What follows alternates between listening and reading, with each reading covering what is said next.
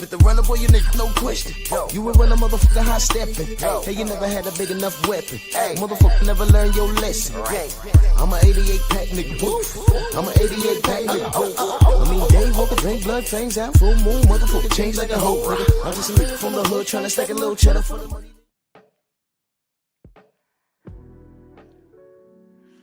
Yeah, buddy. Yeah, buddy. Lightweight. Lightweight, baby. Let's bleed, shall we? Drew Titan Bronx on deck. Shout out to the mighty LDBC. Come on in, smash the like button. Like the video, share it. We are our own algorithm. Let's not leave it up to Miguel to do anything for us. Miguel don't care as long as speaking truth. But Miguel's gonna care. When I talk about that NFL halftime show on Pep Talk, oh, he's gonna care. Oh, you're gonna care. You're gonna care. Demonic. But we'll get to that. Let's do this roll call real quick. I want to jump into this. G McCall, salute. Not 86 early in that super chat. He says, salute Drew and salute to the mighty LDBC, man. Salute to you. Thank you so much. Daryl Anderson, salute. Freedom's March, my brother. Ratchet since 91, salute. Eric Myers, not 86. The War Report, he says, great topic. I read the new act. A lot of misinformation being spread. Okay. Well, I haven't read it. So you're going to have to educate me, good brother. You're going to have to educate me. On the outside looking in, I'm just asking a question. I'm just keeping it very simple. You're going to have to educate me, though, brother. I haven't read it. In all fairness, I haven't read it. But I want to address all the fear. I want to address the fear that people have and point the finger this morning. Because a lot of people that have fear, you guys with the fear, a lot of this is your fault. It's self-inflicted. But we're going to get to it. But War Report, you're going to have to educate me because I haven't read anything. But from what I'm hearing on the outside looking in, if you're scared, I question what you was doing all this time. You know what I'm saying? For the people that are frightened. So hell yeah, salute. Coach Hudson in the building, salute. The Sensei Stormy B-Man in the building. Black Gun Owners Magazine, Noah Randall. Enoch, what up? Jose in the building. Chilltown Majors, 4-ounce Sniper. Tim TV, salute. Let's get to it. I'm glad War Report said it. And go shop Usual Suspect 6. I haven't read it. I haven't read the act. He says there's misinformation. I haven't read it. What I want to talk about is the fear that people have. And I guess that leads into the misinformation. When my brother says misinformation, it sounds like that people have a preconceived notion of what it is, and it's not. So I don't know. In all fairness, I haven't read it. Andrew Gray, what up? But I want to discuss what people are scared of. Let's talk about it. What are y'all scared of? I want to hear it. I'm going to open up the panel in a few minutes, but I want to hear what you're afraid of. And then I want to ask you, if you're afraid, were you one of the people that just wanted the best fight the best, or did you protect your favorite fighter? And I want y'all to be honest. Ace Daddis, salute. Mr. Shelton, salute. Because I said a while ago, Michael Ray, what up? I said a while ago, Turkey wouldn't have had anything to do if everybody was doing the right thing. I mean, really think about where boxing was before Turkey, because Turkey is the absolute cheat code. But listen, man, Trey Will, salute. Listen, man, don't think, I mean, the man literally has all the money in the world as it pertains to the sport of boxing, but don't think he's not going to reap a benefit from this. Don't think that. Some people are like, I'm all for it. Some others are like, well, I don't like this. Unique Dawn, salute. Unique Dawn is in Omaha. She got a picture with the GOAT right there. You look at her avatar. She was at the Bud Parade. Salute to her. She's on the ground. Boots on the ground. Salute to you, Queen. I want to know where you, as a supporter of the sport, stood. Isaiah, salute. Mark Harrison, salute. Because you know what? The only people, I'm not firing shots, but the only people that had a problem with Turkey, it seemed to me, this is what it seemed, that they had a favorite fighter that they didn't want to see in the ring with other fighters. And y'all know where I'm going with this. Y'all know where I'm going with this. And it's only a handful of them. But on the outside looking in, y'all remember that picture he took in the UK with all of those fighters? 704 Joe, salute. All of those fighters there? Hell, even Teofimo was there. He was the only person hoisting up that belt. But he was there. There was only one mofo that had a problem with all of that. Y'all go ahead and put his name in the chat. There's only one mofo that had a problem with all of those fighters going in and saying, yo, hold on, wait, this guy got money? We're prize fighters, right? There was some fighters that vacated belts and said, yo, I'm good. I'm going to vacate the belt. Because you know why? This guy's paying me money. Don't worry about it. I'm going to get that belt back. Shout out to Jai Opatai. He said, man, let me dump this belt, go get this money. I'll get that back. Jai Opatai's a dog. He's an absolute dog. He's a diggity dog. Jai Opatai's a dog. He said, I'm going to go get this bread. I'm not worried about that. Ain't nobody in Cruiserweight effing with me. I'll go get that back. Let me go get this money. And he did that.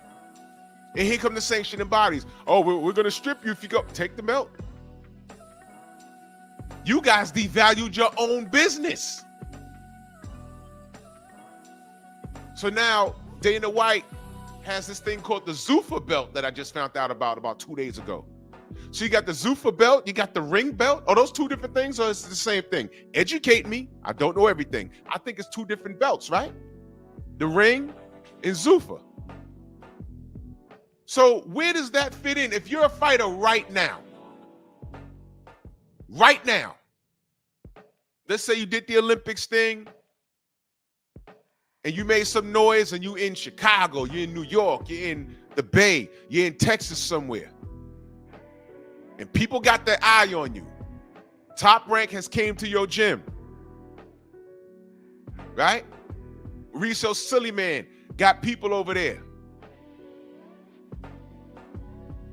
And then you get a call from Dana White. And he says, hey, man, you come F with me. We're going to get you airtime. You know me. I like to promote. I'm going to promote you. And if you win this belt, the ZUFFA belt, no sanctioning fee. Well, I don't know, Dana. I see how you work the UFC. You know. We'll give you $3 million.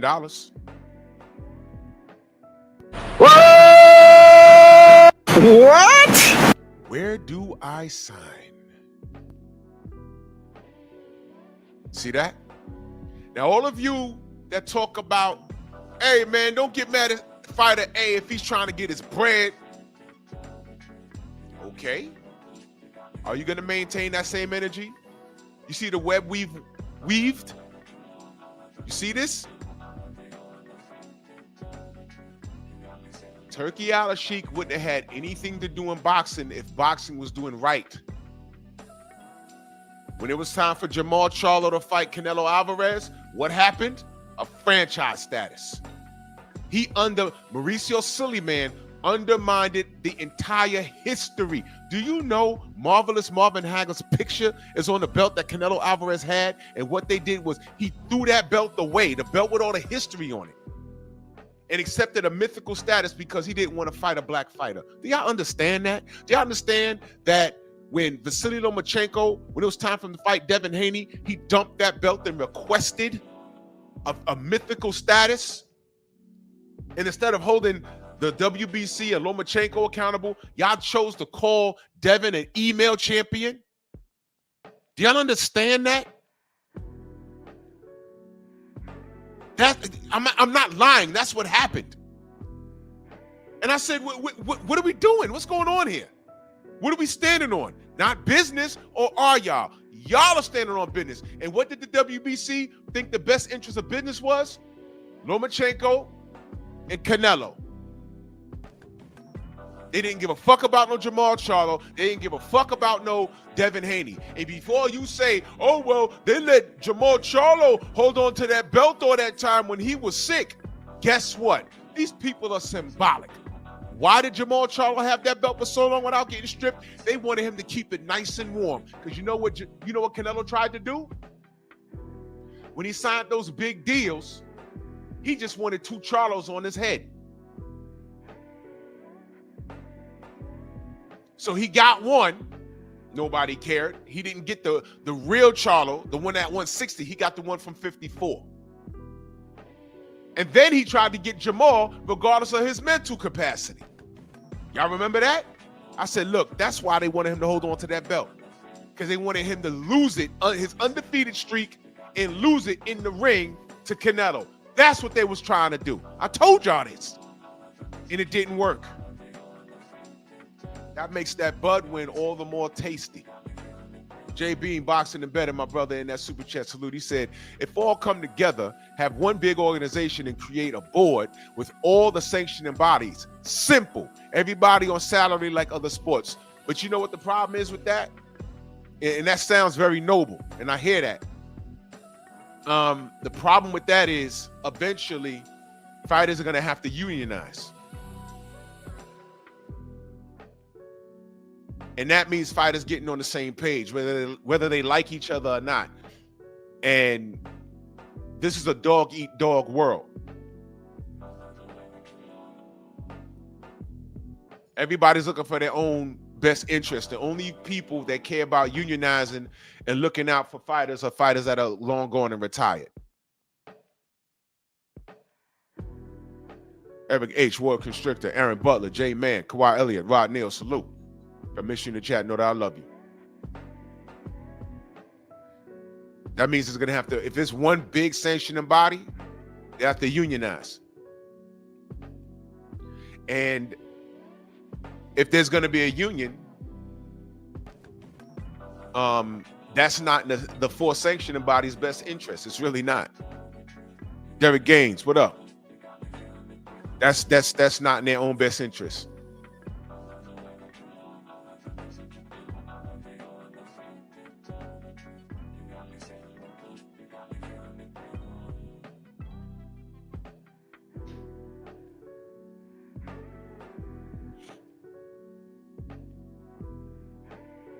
It's not.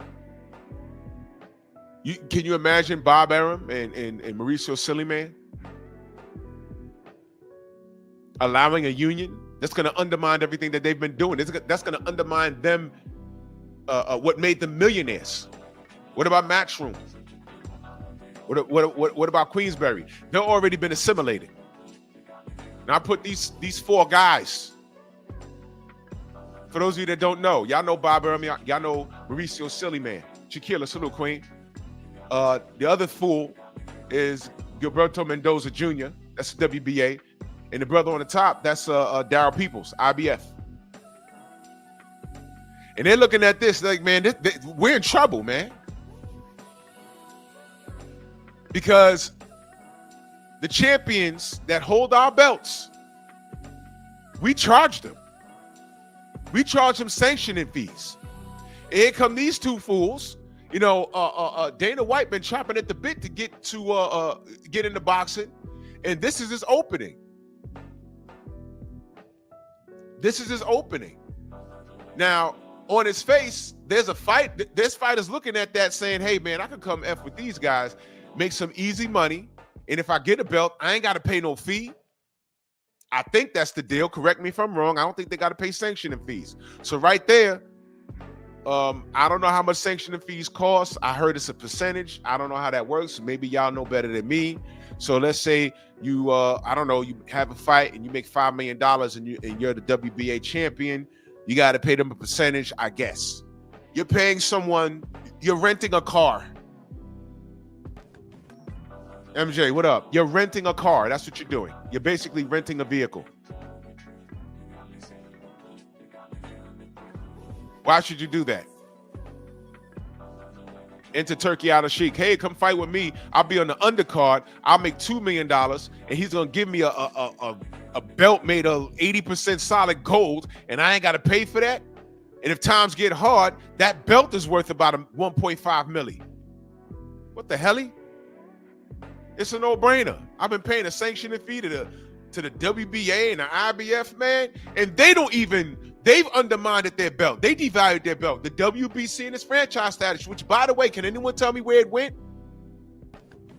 Where's the franchise title? Where's it gone? Where's it at? Where's it at? So all you fans, oh, I don't like Turkey. He's trying to move boxing over to Saudi, and they done let Dana White in. Dill Spoolie, salute.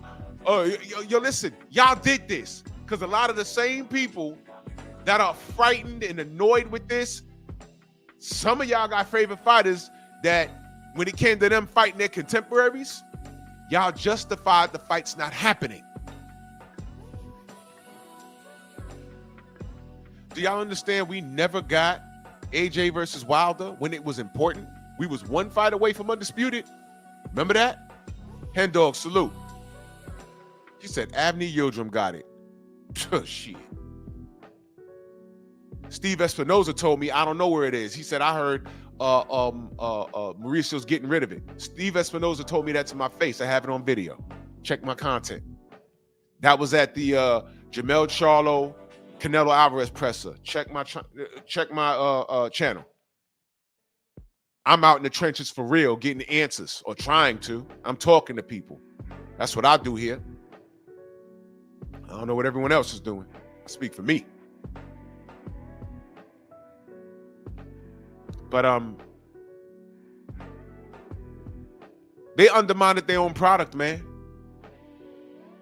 Now, what makes these fans any different from the sanctioning body? What makes you any different from what Mauricio Sillyman has done? Inventing a status because he saw more value in the fighters waving the WBC banner just to avoid black fighters. That's just what it was. At that time, when it was time for Canelo to fight Jamal Charlo, there was a serious element of danger. Period. Young Abel, salute. Yeah, I am. There was an element of danger. Don't tell me there wasn't. There was.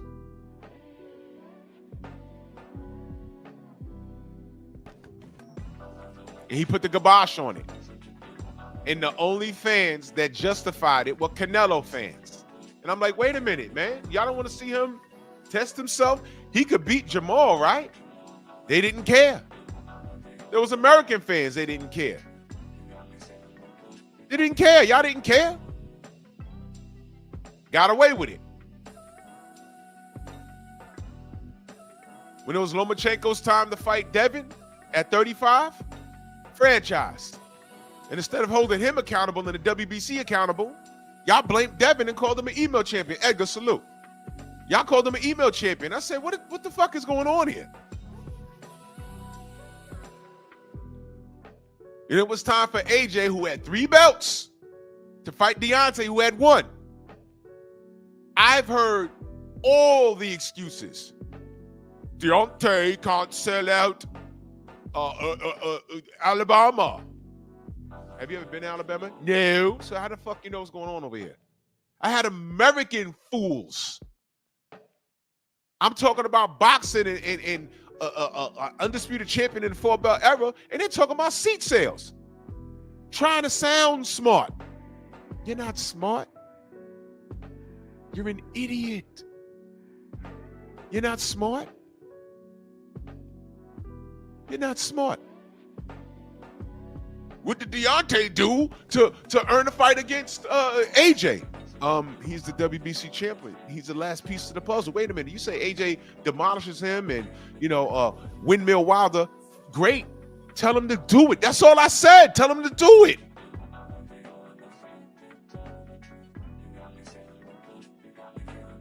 And it's before we got close to the brother. I just said, hey, wait, whoa. Tell AJ to get it done. And I heard more excuses from his fanatics than a little bit. And then I heard the excuses from Eddie Hearn. Then the British fans, y'all justified that fight not happening. And then when he did come to America, he got his ass kicked. He got drugged and he got his ass kicked. Take that. And even when there was still some intrigue about that fight, he still didn't take it. And Deontay was coming off of a Parker loss. He still didn't want it. You guys are hopeless. So with all of this bad business going on, trust me, there's been a lot. No one anticipated a Turkey Al-Sheikh coming along. And then enter Tay, good morning. And then enter Dana White, who wanted to jump into business anyway, and he went to Turkey and he marketed himself. Hey, look what I've done with the UFC. UFC was a dead promotion until I got a hold of it. Yeah, the guys are not getting paid what they're worth, but look at what I'm, G-Tatted, what up? Look at what I'm doing with the business, though. People know these guys. They're not getting paid as much as boxers, but people know these guys. I'm a good promoter. You want to get some super promoting going on? Hey, contact the WWE. So you got the rehearsed wrestling, you got me, and I'm going to show you how to move and shake in boxing, too. Where does that leave the 4 sanctioning bodies? Where you have supporters of the sport like myself who's just fed up and tired of the bullshit? I'm just watching the melee. And now they're talking about the Muhammad Ali Act. Well, I can't stop what happens moving forward. The Muhammad Ali Act protects fighters. But you know what? How many fights haven't we seen that have really had nothing to do with the fighters, but had everything to do with the business? For example, wouldn't you have liked to see Bud versus Pacquiao when he was on Top Rank? The passing of the torch. And what did Bob Arum say in open? I killed the fight because I know how it ends. Xavier, what up? I killed the fight. I know how it ends. Manny's such a nice guy. Those were his exact words. But he sent Manny to Australia to lose to Jeff Horn. Y'all do know what I was supposed to be Bud, right? And then turns around and says the amount of money I lost on Bud, I could have bought a house in Beverly Hills.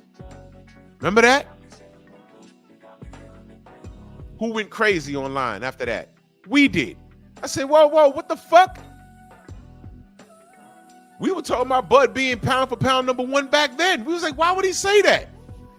And I don't want to get into, what Bud said and then the lawsuit. I don't want to get into that. I'm talking about what Bob Arum did. That's what he did. WBA with Gilberto Mendoza. You want to talk about that? I'll just show you. See this bitch? Gloria Martinez. Gloria, how did they get your number?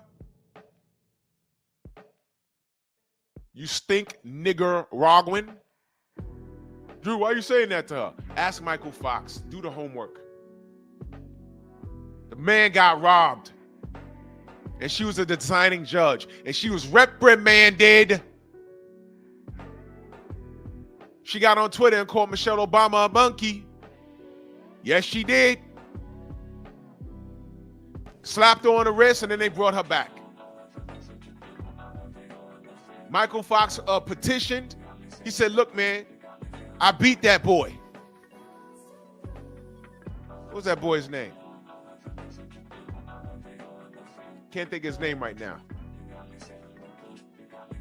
Beat his ass. And he got to the ring with skin gloves. The ref said, yo, who skinned? They brought it to his attention. Yo, who skinned these gloves? No, I'm sorry. He said, who signed off on these? Because the commission has to sign off. Okay, this hand wraps is all right, and the gloves are okay, and they sign it. Michael Fox team catches it and says, hey, man, those gloves are skinned. He said, yo, who signed off on these? You hear someone, I didn't. That was the WBA. Michael Fox went in there and beat his ass and got a bad decision, a loss. He petitioned. And they said, we investigated ourselves and we found no wrongdoing. Remember that? Isn't the WBA the same sanctioning body when Guillermo Rigondeaux couldn't fight his contemporaries? Abner Mares, Leo Santa Cruz, Frampton, Quigg. They froze out Rigondeaux. Nobody ordered them to fight Rigo. He had to go up and fight Loma. He went up and lost to Loma, and after he lost to Loma, the WBA stripped him. What? He didn't lose that belt at his weight class. He went up and had to be great because his contemporaries wouldn't fight him. He lost and you took his belt? Why? Why? Why would you do that? That's the WBA. So let's see. We went through the WBO, went to WBA, went through the WBC with goddamn franchise status. That leaves Darryl Peoples in the IBF. Well, you know, his fingernails got a little bit of dirt underneath. Not as bad as these other three assholes. But now he's just in the mix, trying to make it, you know, trying to make things thorough. And now here come Turki Al-Sheikh and Dana White. And all the fighters are running over there. And what now they're saying, yo, we'll strip you, we'll take our hardware. Take it. I'm paying $250K to hold your belt anyway, man. Take it. Do you think Shakur gives a damn about any belt?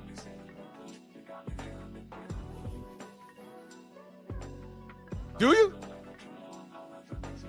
How about this? Do you think Josh Padley cares if he ever holds one of the 4 belts? Josh Padley, do you think he cares? They brought him in on short notice. They said, man, you want the Shakur fight? We'll pay you. Flew him in from the UK, fought Shakur. Well, it wasn't a fight because Shakur dominated him.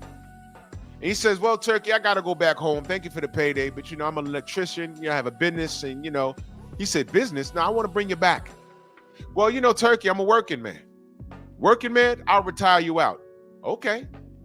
Do you think Josh Padley gives a shit?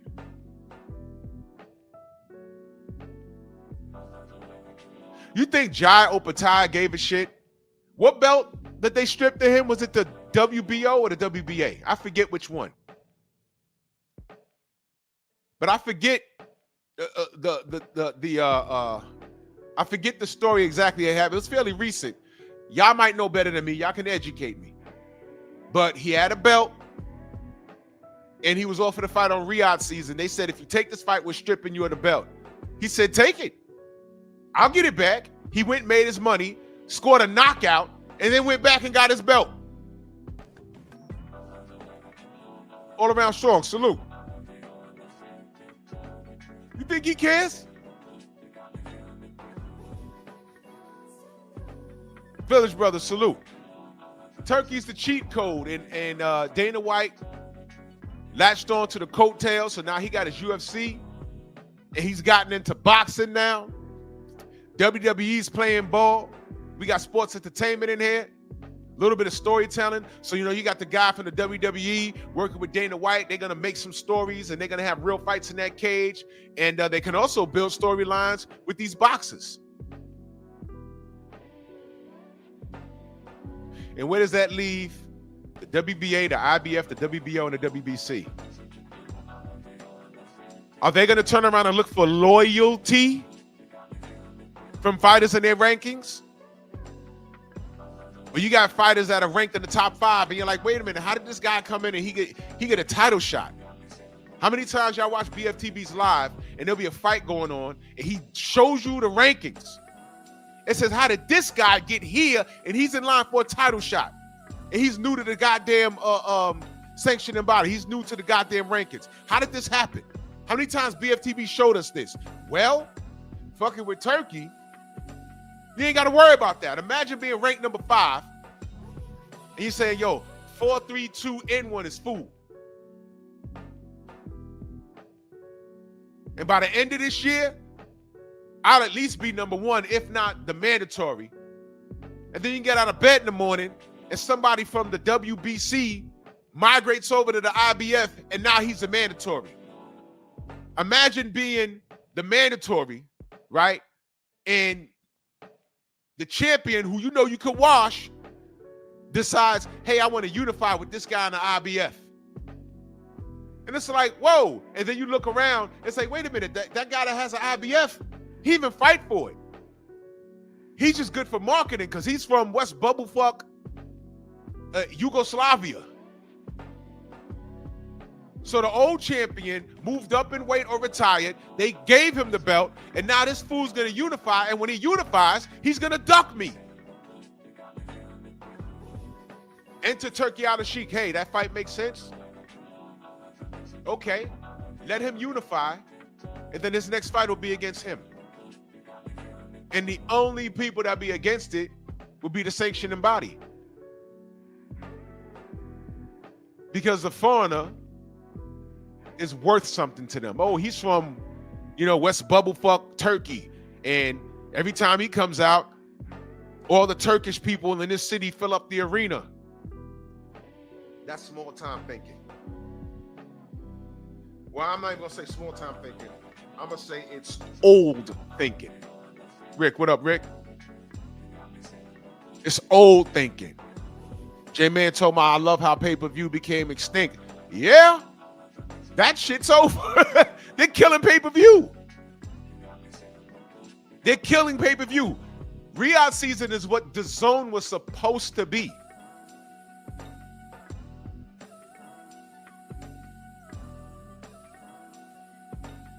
Yeah, Aaron.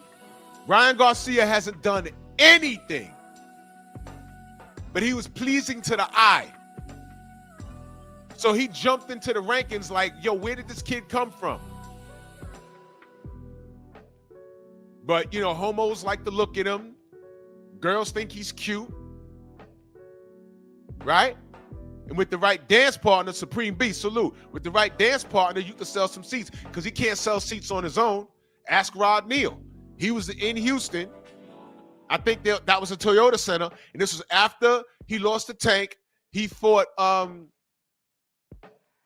the Spanish dude. And Rod was like, yo, they had half the arena shut off. Oscar Duarte. Joe, what up, Joe? He fought Oscar Duarte. So I learned that he's not there's no sale for him. There's no market for him. They did it with Tyson Fury. Oh, he had a fight with Deontay after the first fight. So Bob Arum signed him. They skipped out on the immediate rematch, and he brought him to ESPN. And he came out with the Apollo Creed shorts and everything else. And nobody came out for that fight. They gave away tickets and all that. They said, oh, he needs a dance partner. There's no real intrigue. Same thing with Ryan. Nobody cares. He needs a dance partner.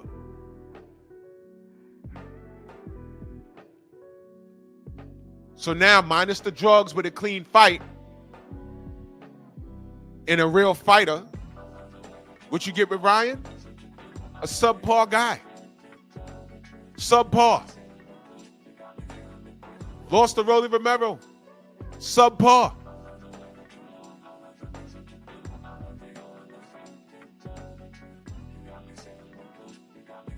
And after Devin beats his ass in the rematch, it's not even gonna look, it's not gonna look anything like that first fight.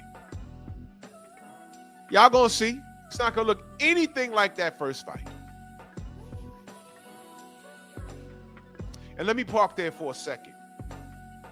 I don't know how this happened, but he did a post on the gram, and I don't follow him. Somehow it came up on my timeline. So it's him hitting pads at 100 miles an hour. I don't care about that. But something told me, click on the comment section Some of y'all some motherfuckers, man. Some of y'all are some motherfuckers. Some of y'all still follow this dude. Eric Jordan, salute. PGA, salute. Tone, what up? Some of y'all follow this nigga. And I stress the word nigga because he's the biggest nigga I've ever seen. Fucking low-life, uneducated piece of shit. I recognize a lot of names in there with strong arms and heart symbols. It's okay, champ. You'll be back, champ. When was he a champ? Stop calling him that. Like y'all didn't hear what he said. And he never apologized. He just said, hey, I was on drugs. Okay. A drunk mind speaks a sober heart. And I'm looking at the comic section, and some of these niggas I recognize. I rock, salute. Salute to you, brother. And I'm like, whoa.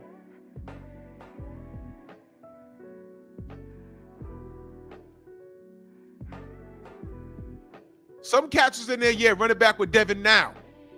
Some cats were standing on business in there. But the persons that did say that, 50 comments, I don't even want to read those because I know those are trolling ass comments. To follow that kid after everything he said and did, first of all, he didn't accomplish shit in boxing.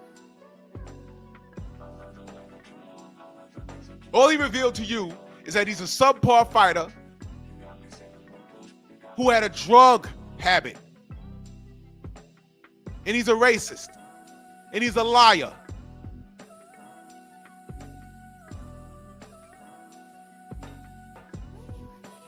And y'all in there. Something told me. I said, why is this here? Yo, God don't make no mistakes, man. I said, I don't follow this dude. Why is it here? I said, wait a minute. This happening for a reason. I looked at it. I said, so what? He's hitting pads. I felt like Bruce Lee in Enter the Dragon. Boards don't hit back. I've seen a bunch of dudes look thorough in a heavy bag, grunting and sweating and looking like monsters on the pads. First round in the amateur fight, they get their head knocked off. They jumping at every feint. They flinching. I'm like, yo, he looked like an animal yesterday. Boop, knocked out. Cut up, 12-pack abs, sucker in that ring. Big F, salute.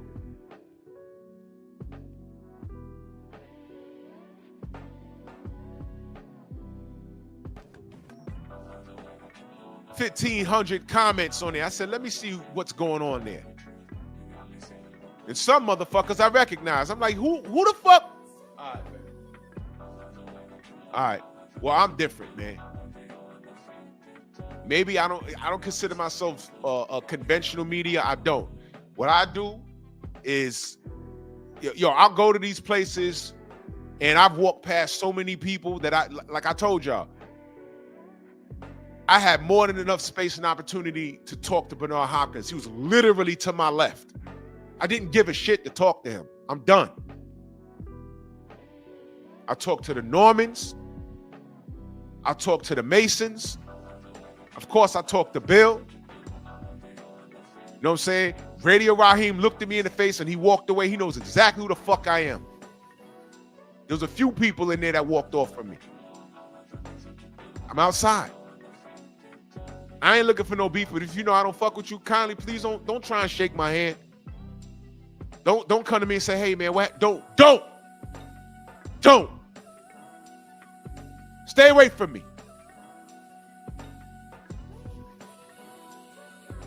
Nah, Copper, he was on his social media hitting pads, and I'm like, why is this on my timeline? I don't follow this guy. So I went to his page first to make sure that button that says following isn't highlighted. I said, okay, look, I don't follow him. So then I said, wait a minute. Why is this on my timeline? God's talking to me. I said, I went to the comment section. I said, look at this shit. And like I said, some motherfuckers I recognize. I ain't saying nothing. I know what it is. Slim Hussein, salute. What I did was after I read, saw what I needed to see. It wasn't even worth screenshotting. I saw what I needed to see. I backed out. And I went to the box on the upper right-hand side and it said block. So now I made sure I will never be updated on what that clown does, ever. Pillow biting freak.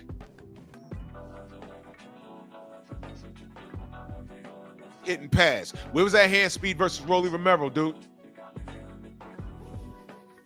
Where's all the fanatics talk about get it back in blood? Where y'all? You'll get him next time, Ryan. Get it back in blood. I'm telling y'all right now, Rolly boxed him easy. Devin's gonna fuck him up. And I don't want to hear ring rust and no. They were both out of the ring the same amount of time. Devin looked crispy and fresh. Ryan looked like shit. I'm sorry, he looked normal. He was drug-free, and he was made to come in on a reasonable weight.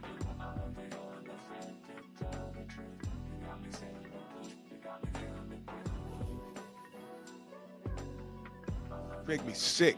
Anyway, back to this shit. That's another thing. All these interim titles and regular champion and silver champion, get out of here. Get all of that confusing stuff out of here. Delano, salute.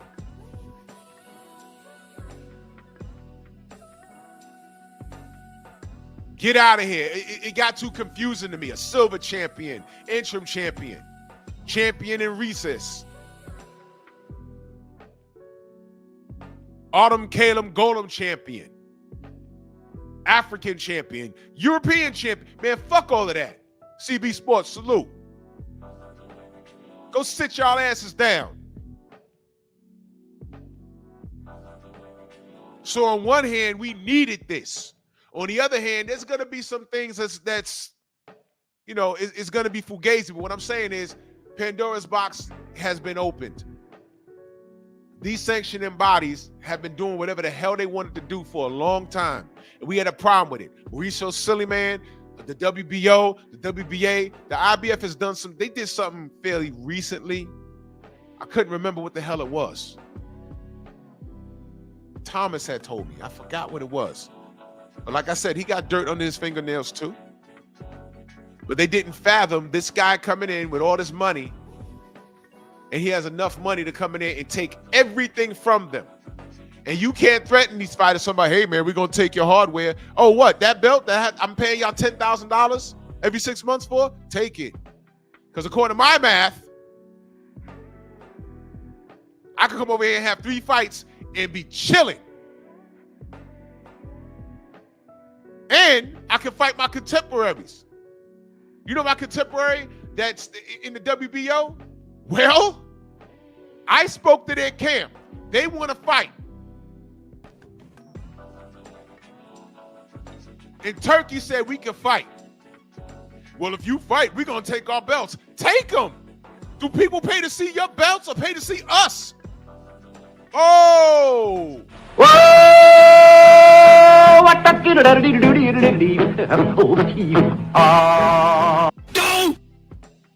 Turkey got these dudes by the balls, but I could be wrong. Gerard Harlem in the building. Opening up the panel. Y'all let me know what y'all think. Y'all let me know what y'all think. Good idea, bad idea. Is there something I'm missing? Let me know. I don't know everything. Good idea, bad idea, I don't know. I'm just saying that this whole thing is a self-inflicted wound. The whole thing is a self-inflicted wound. And I can't say that I feel sorry for anybody. Now, will there people get hurt behind this? I'm sure. But I need y'all to understand how the hell we got here in the first damn place.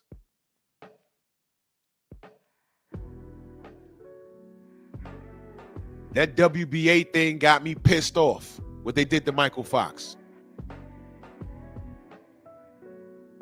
And they brought that bitch Gloria back. What fight was that? They had her holding the belt.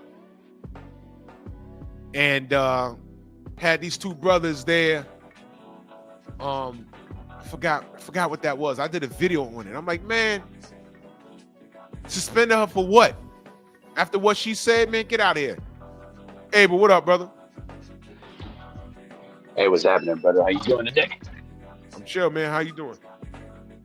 Well, there's a lot of things that I want to discuss about in terms of what Dana White is doing through association with Turkey Al-Sheikh. And I know Coach Hudson has exclusively talked about it the last couple of days. So let me just break down a couple of things that I'm thinking in my mind. Number one, would this help a lot in terms of building up to the fights that we've been wanting to see over the past, 4 years? Absolutely, 100%. Because one of the things that we've accused a lot of these boxers and a lot of these, sanctioning, bodies is basically justifying a lot of the ducking that we've been seeing, a lot of the maneuvering around in these boxing scenes. The other thing here is that when you look at the situation in boxing right now, what do we always constantly say?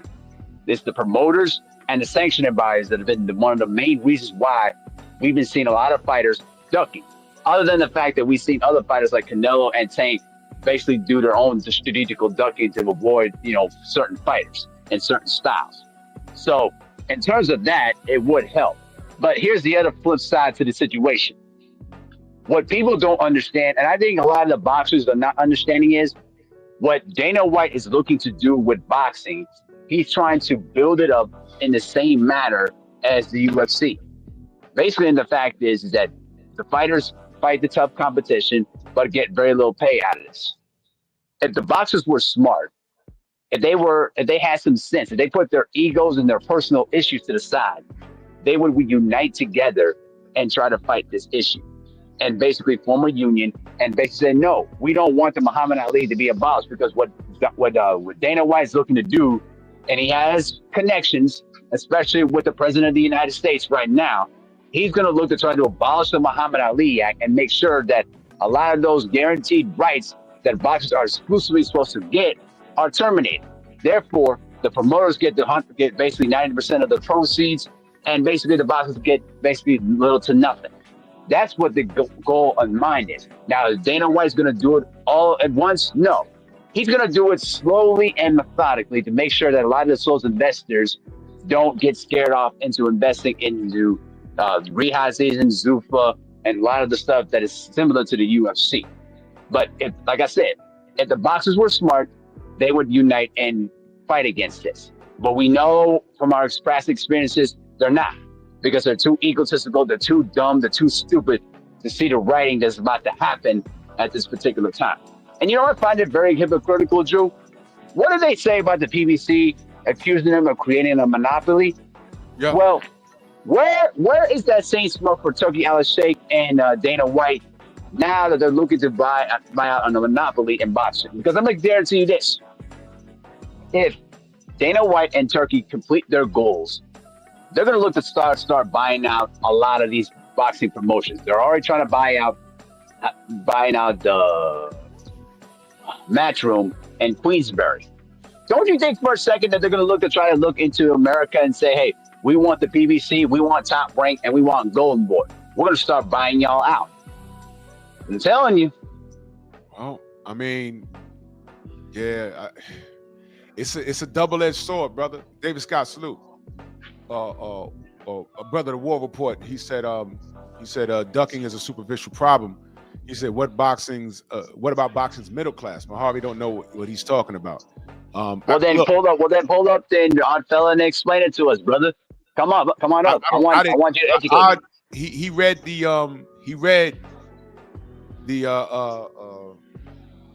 what they're doing. I didn't read it, so I don't know. Okay. I'm uneducated about that, so I don't know. Okay. I like odd fellas to come up here and explain it to me, not in an insulting way. Just educate me. That's all. Yeah, I don't know. So if you can, odd fellow, you pull up and let everyone know what you read, because I didn't read it. I don't know what's going on. Yeah. If he has other details about it, I like to know. Just ask me.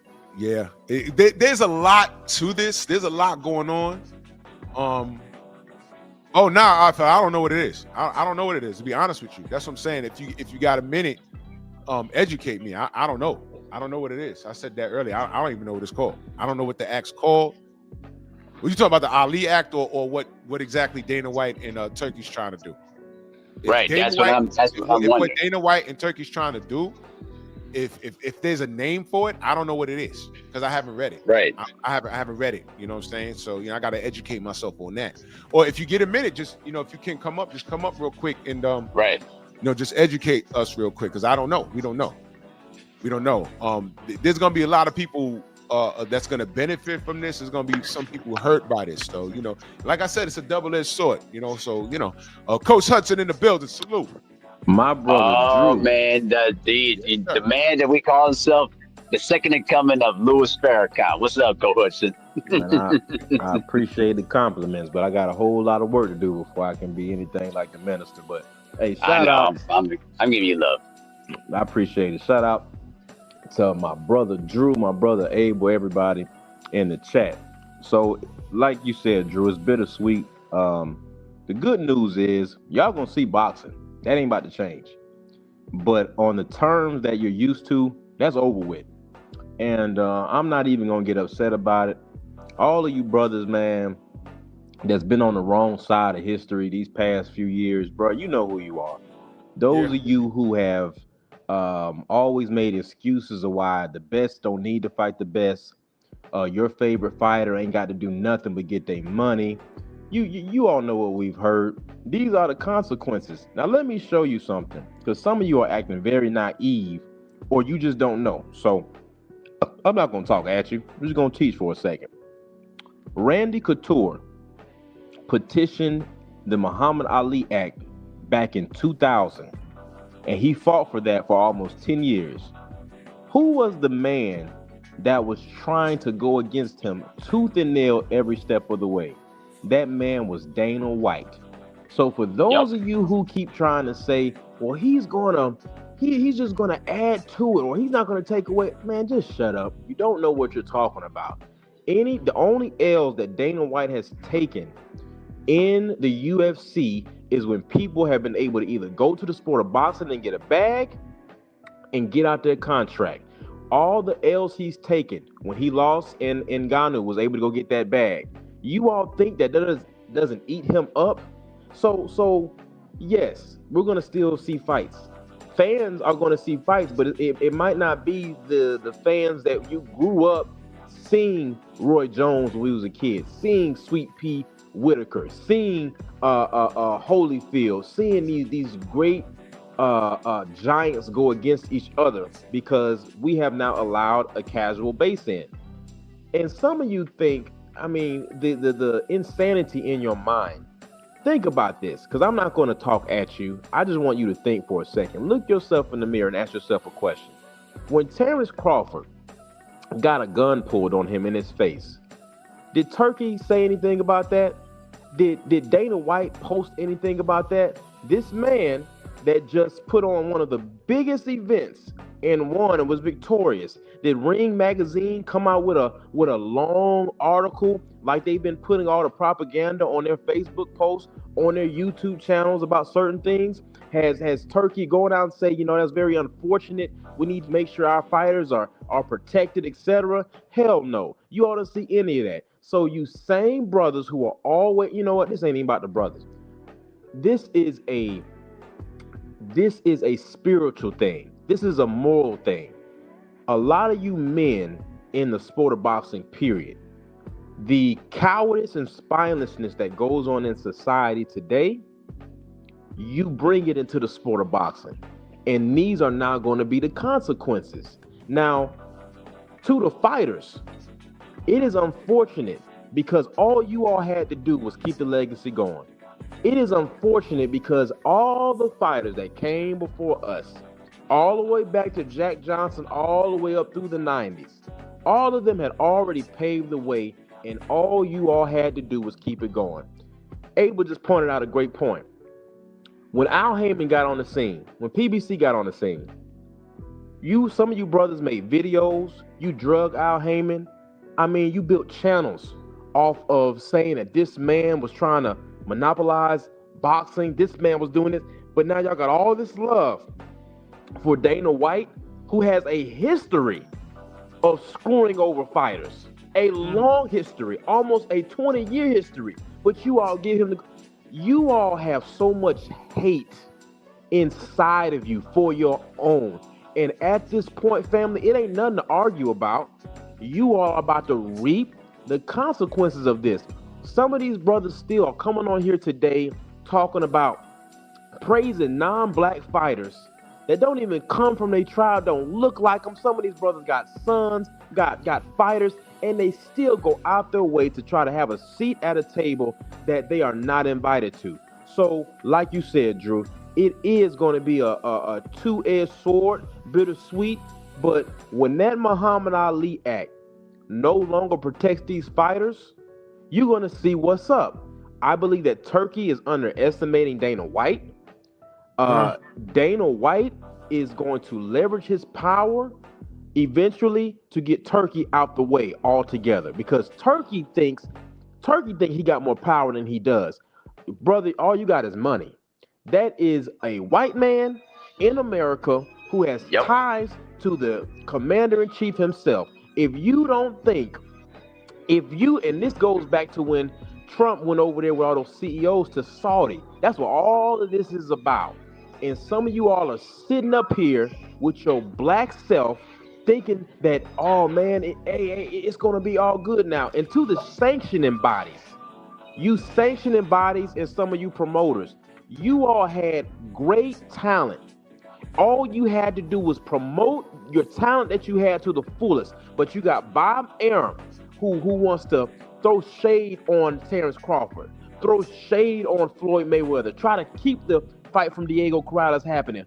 So then you have people get into the sport like Jay Prince. And what do you brothers do? You brothers get on here, you try to drag Jay Prince when everything that Jay Prince touches in the sport of boxing has done well for himself. When he got a hold of Floyd, did well. Andre Ward did well. Winky Wright did well until he didn't listen. But you all only have hate for yourself. So listen, brothers, I don't want to hear no crying.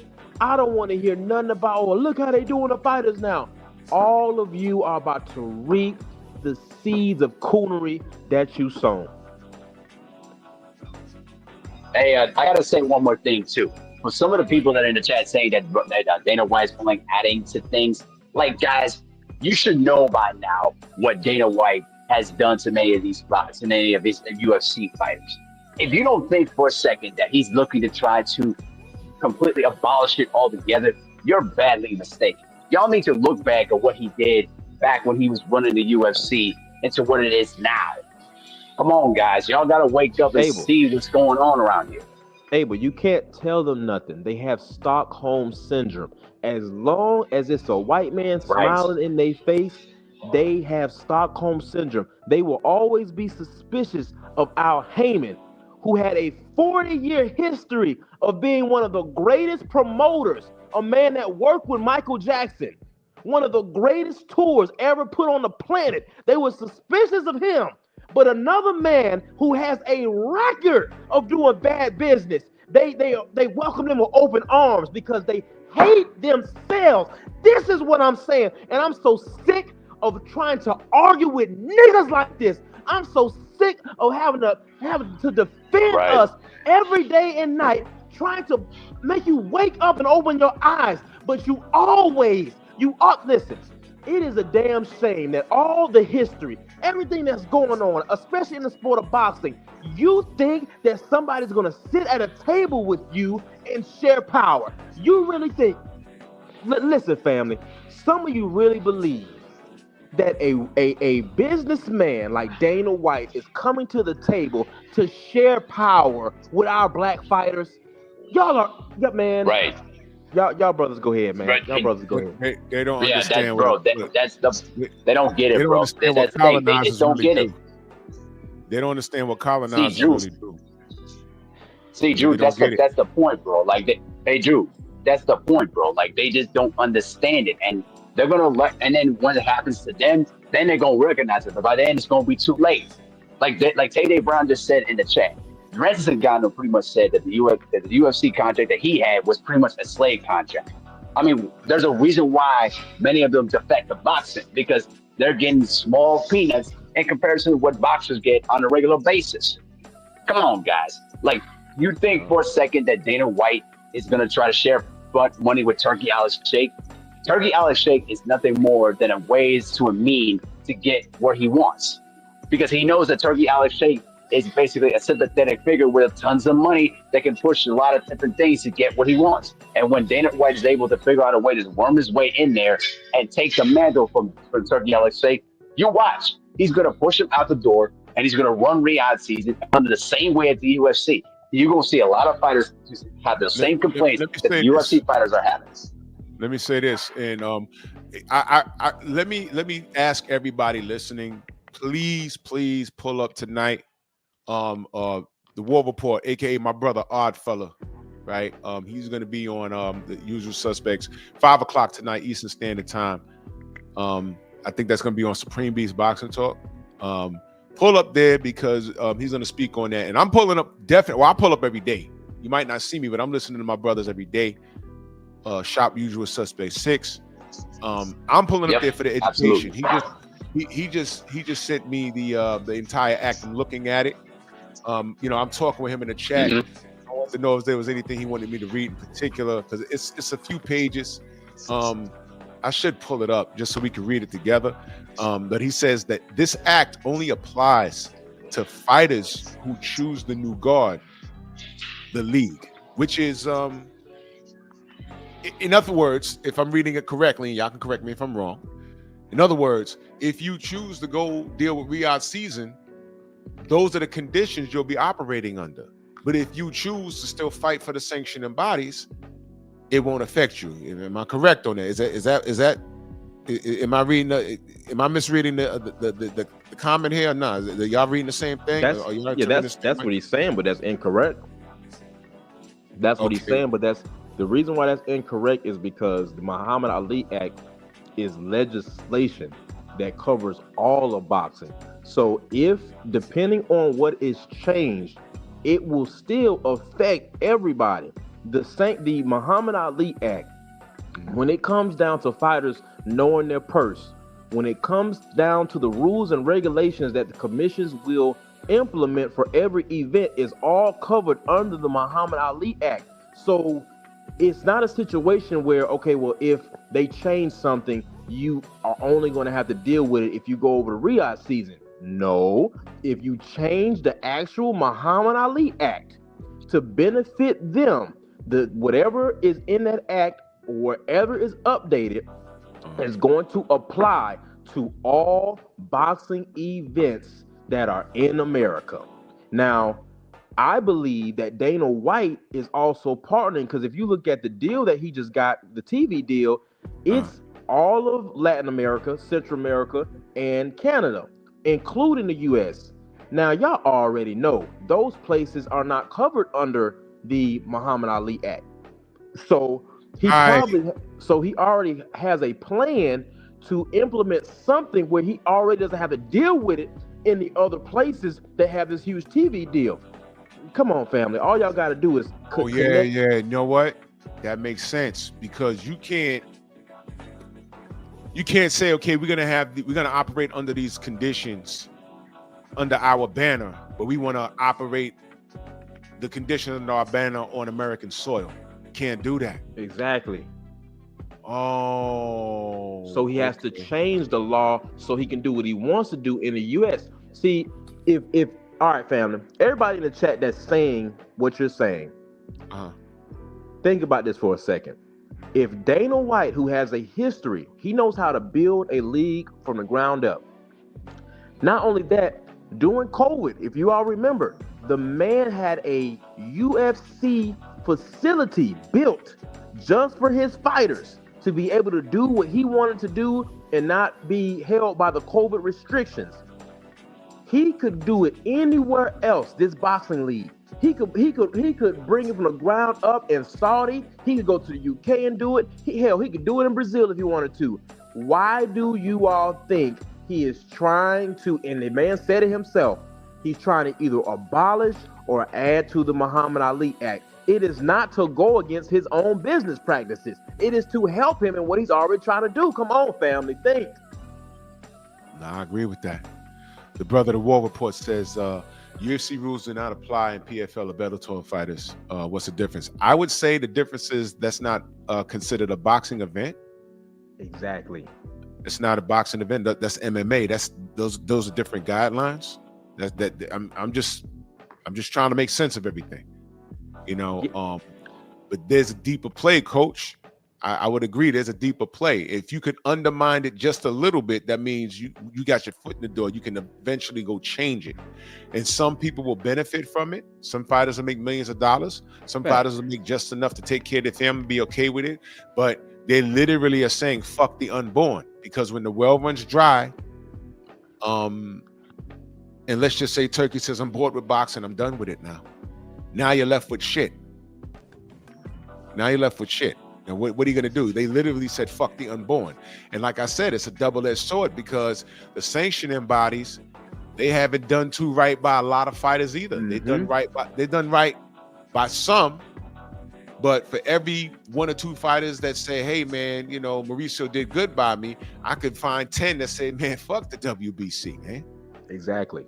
And the sanctioning bodies are going to pay for the crap that they've been doing. All these PED users that they choose to not give not do anything about, no consequences. They just get a slap on the wrist. And then some people, they get a 3-year suspension. I will say this, under Dana White, he ain't playing that. Under Dana White, people would have been like, there's a few things we're gonna benefit from. There's some things that we have seen that goes on in boxing that in UFC somebody would have got fired already. Some of the things that the refs do, they would have got fired. Some of these things that the fighters do, Dana White would get up there and do a press conference and say, because of this fighter's actions, they will never fight again in the UFC. So I could see Dana White getting up there. This is part of that double-edged sword. I could see Dana White getting up there and say, you know what, because of Ryan Garcia's actions, you will never box under TKO again. You see? So he has the ability to do the right thing, but people are saying, well, what's the solution? I don't think you all are understanding the conversation we're having right now. What we're telling you is we're past the solutions. We tried to do the solutions when we kept telling the community to unify. We were trying to do the solutions when we were telling fighters, hey, y'all need to get together and make a union. We've done that for years. The consequences that we're at now is we have two foreign entities who are now going to partner to take this thing over. And you all are going to have to deal with it. Some things are going to be good. We are going to see probably more fights. We're going to probably see boxing on television more because Dana White already has the chess pieces. But for those of you who are naive, let me talk to my tribe for a second. You brothers and sisters who love the sport of boxing and you love black fighters, black American fighters, you love to root for our tribe. You all can hang that shit up. If you think that this right here is going to benefit them, it is not. If they don't get in where they can fit in, the leverage that Floyd Mayweather probably had at one time, we might not ever see again if the play that's about to be played happens. And for those of you who are giving this man all this grace, it's mind-blowing to me. Why couldn't he just leave the act what it is and just continue with the sport? Exactly. And that's what I never understood. I'm like, why he got to make these changes? Why is the Muhammad Ali Act even being mentioned? Because it's a threat. And once he did that, once he said that, I said, wait a minute, man. Leave it how it is. You're adding to the sport. All you're doing is making these fighters. You're taking away that opposite sides of the street shit, and we're finally getting fights that we want. Why the need to even play with this bill? I never understood it, or do I? Now, this is the bill right here, and shout out to my brother, the War Report. My brother Oddfellas sent me this. We'll go through it and see if we could find something that makes us scratch our head. It's a bill to amend the Professional Boxing Safety Act of 1996 to establish requirements for unified boxing organizations, UBO. To further enhance the well-being of professional boxers and for other purposes. Number one, be it enacted by the Senate and House of Representatives, of the United States of America, and Congress assembled. Section 1, short title. This act may be cited as the Muhammad Ali American Boxing Revival Act. Y'all follow me so far? Yes. The purposes of this act are to provide increased choice and opportunity to professional boxers by allowing a professional boxer to choose to participate in the alternative system offered by a unified boxing organization, and to further enhance safety precautions that protect the well-being of professional boxers. Let me stop right there, because I might be going too fast for certain people. Right there in that first opening paragraph, that covers all bases, and they're very specific when they say boxing. Mm-hmm. Dana White operates under a different set of rules. That's MMA. Thank you. All right. So, Dana White, basically what I'm getting from this, for him to even want to change, alter, add, whatever you want to add something to something that already covers all bases, Dana White's clearly up to something. But we all know, as much fun it is to watch the UFC, a lot of those fighters are like, man, I'm not paid what I'm worth. For me to get paid what I'm worth, it has to come from other entities. Conor McGregor is probably the most famous guy to come out the UFC, but he got other entities that he collects money from. He got his own alcohol. He got he got suit deals and things of that nature. And he's a draw, and I get it. So Dana pays you what you're worth. Mm-hmm. It sounds like when he gets these fighters, he wants them to operate under these conditions, but he can't operate under those conditions with this Muhammad Ali Act in the way. He can't do it. Right. So what he wants to do, and I could be wrong, he wants to start his own league. Mm-hmm. And if you come fuck with him, you're going to operate under his conditions. But the problem is you won't be able to do that on American soil. Exactly. That's what it sounds like to me. Exactly. That's exactly right. And people saying that, what the changes will do, the changes ain't been made yet. So we don't know. We do not know what's going to happen until the changes are actually made. Right now, Dana White is just talking. And any of you who have done business before, talking is just that. Talking is just words until we see some action done. Now someone did say, yes, you can write to your representative. You can write to your representative in Congress and tell them, hey, we think it's going to be a danger to American civilians who are athletes if this act is taken away. But Drew, let me tell you, Drew, this didn't just start now. They have been making plans to control the sport of boxing going back to when they suspended the Olympics a few years ago. Now, some of y'all just talking. Y'all wasn't on no boards. You wasn't sitting down with the International Fight League when we were arguing back and forth with them, and all the USA boxing coaches had to come forward and defend that we were not a corrupt organization. If you all remember, this next Olympics is going to be the first time boxing has been brought back since the last time they completely got rid of the sport of boxing. Their thing was they did not like how much control we had as the USA Boxing Organization versus the International Fight League, who was being ran from a guy in Russia at the time. Now, what we had to do is we had to show that our practices, our business practices, checking steroids, all that was on up to par, and that things will be on the up and up. So now they're bringing it back. You all don't think it's a coincidence that now that a new league is about to start, that now boxing is going to be back in the Olympics? Like, family, all you have to do is just put the puzzle pieces in. Now, some of you are right in the chat. We don't know what's going to happen until the changes are made. But all I'm saying, this is my point. We got to this point, like the brother Drew said, we got to this point because of our conduct as a black boxing fan base, And as an overall boxing fan base, period, the crap that we have allowed happen in the sport over the last 10, 12 years, we are reaping what we have sown because of that. And us as black folks, I just got to say, it is very disappointing how we treated our brothers in the sport of boxing, how we treated and was just so suspicious of Al Heyman. Even when the man put on good events, it was always a rebuttal. Well, how many seats did they sell out the gate? Well, how many pay-per-views? That brother ain't all that. Wrong shit to worry about. It's always been. That's hate with y'all. And you all can sit up here and get mad at Coach all you want. I ain't about to get mad and yell about it because people keep telling me, hey, Coach, you just got to let some of them learn their lesson. And I see it. I got to let you. I can't keep going on about it.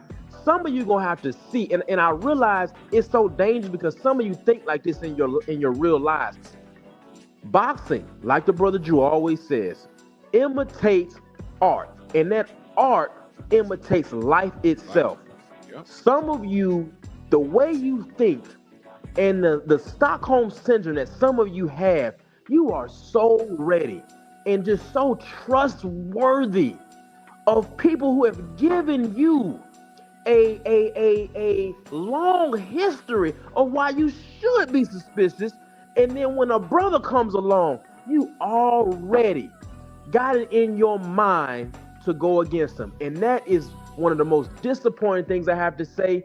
And to my brother Drew, you are right in exact. Because what's going to happen is once the fights start happening, they're going to start saying, oh, Drew, see, you wrong. See, they making fights happen. A lot of you still don't understand colonizations. A lot of you still don't understand how the Trojan horse is played. Some of you, I can tell, you need to go watch the movie Shaka Zulu. You need to go watch how the missionaries come in first. Then the teachers come in. Then the medics come in. The doctors. And then the soldiers come in. And then those who rule them come in. That is how you gentrify a sport. The same way you gentrify an area, gentrify a neighborhood. But some of y'all swear to God that it's going to be on the up and up. You all think that these fighters are going to have the same leverage and power that our ancestors in the sport of boxing fought for decades to get. Hey, life going to show you better than I can tell you. That's all I'm going to say about it. Nah, that's real shit, bro. That's real shit. And what we're saying is, Deland, I see your comments, brother. We're just making a point. We're just making a point, man. These guys are not doing, they don't come in. These are businessmen. And Dana White is a businessman.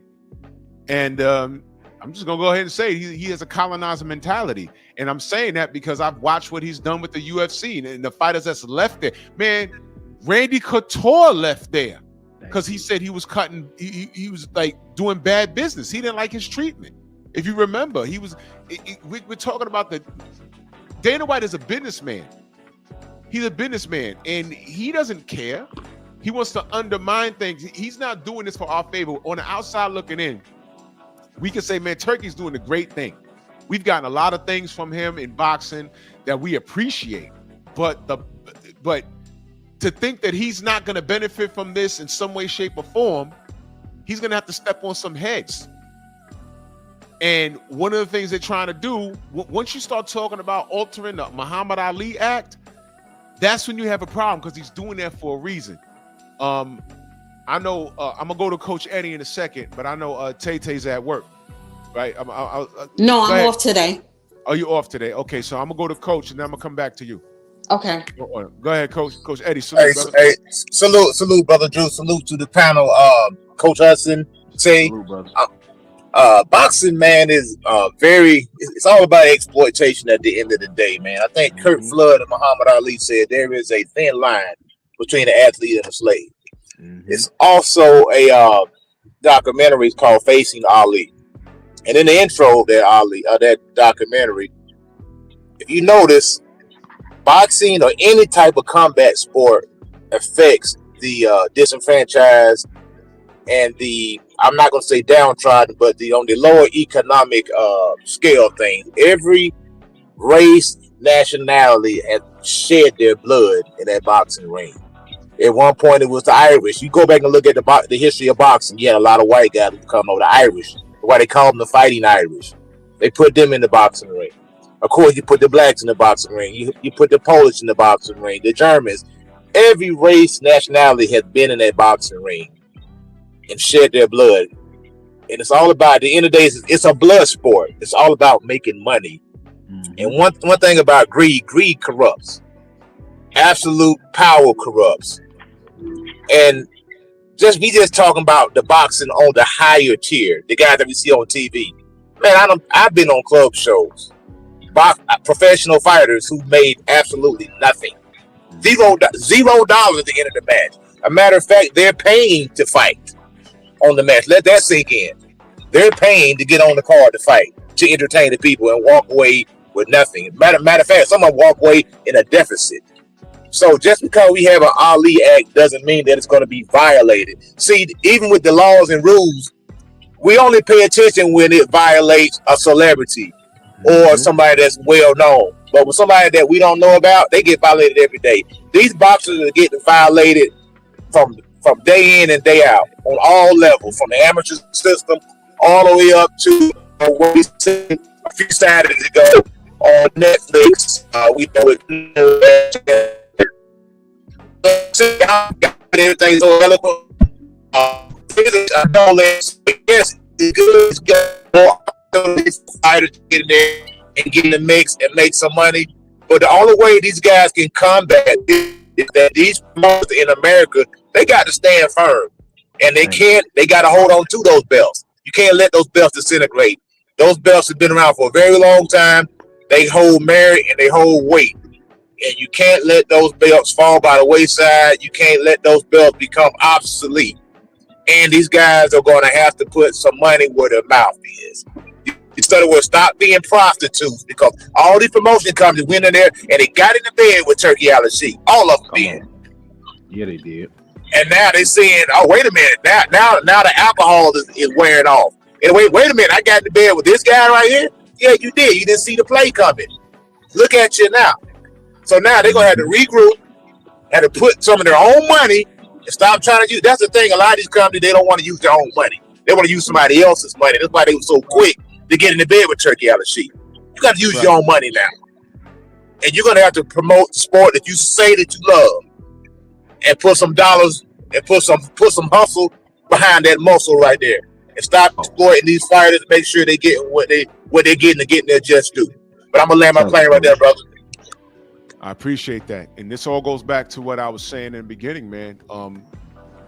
Turkey and Dana wouldn't have had anything to do if we was doing the right thing from Jump Street.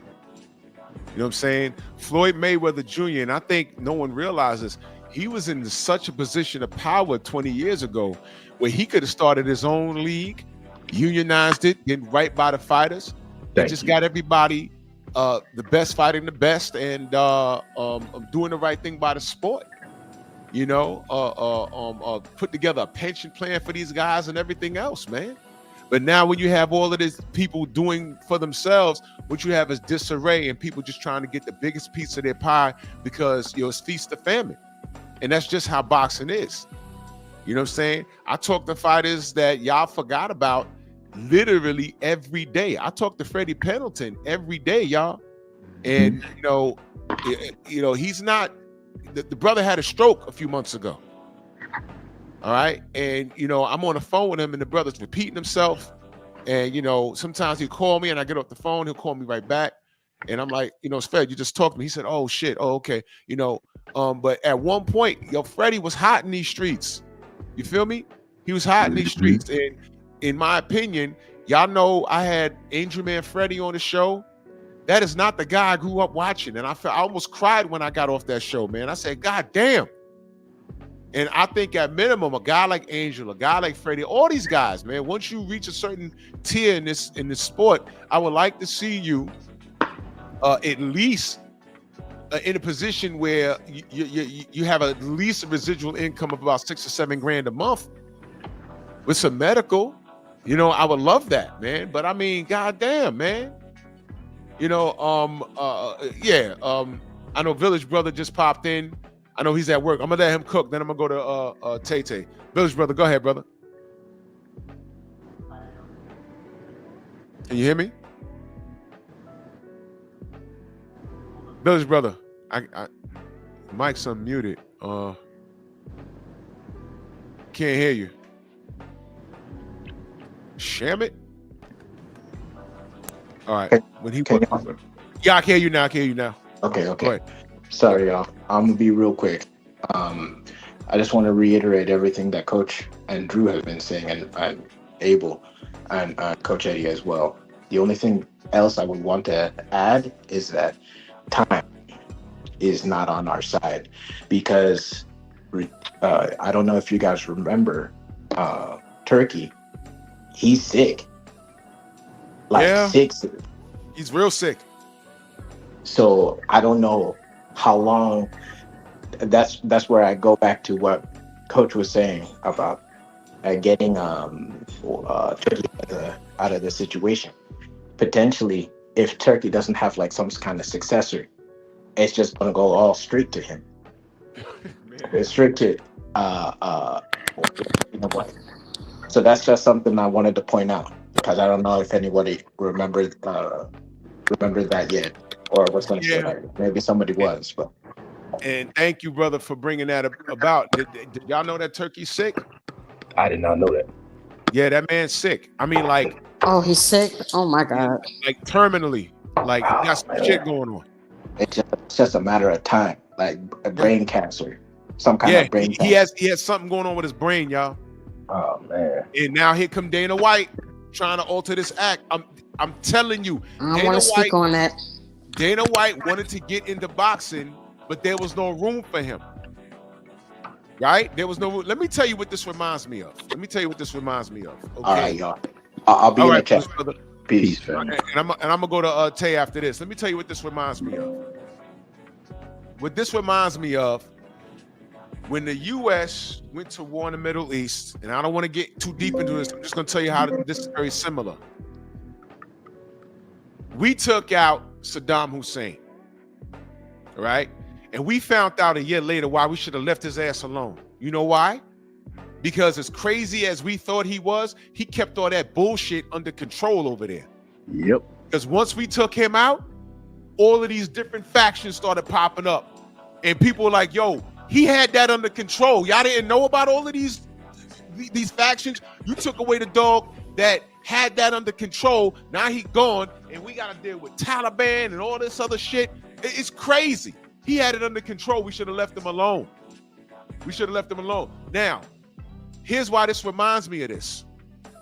Not to say what Turkey's doing a bad thing. He loves boxing, and he could foot the bill.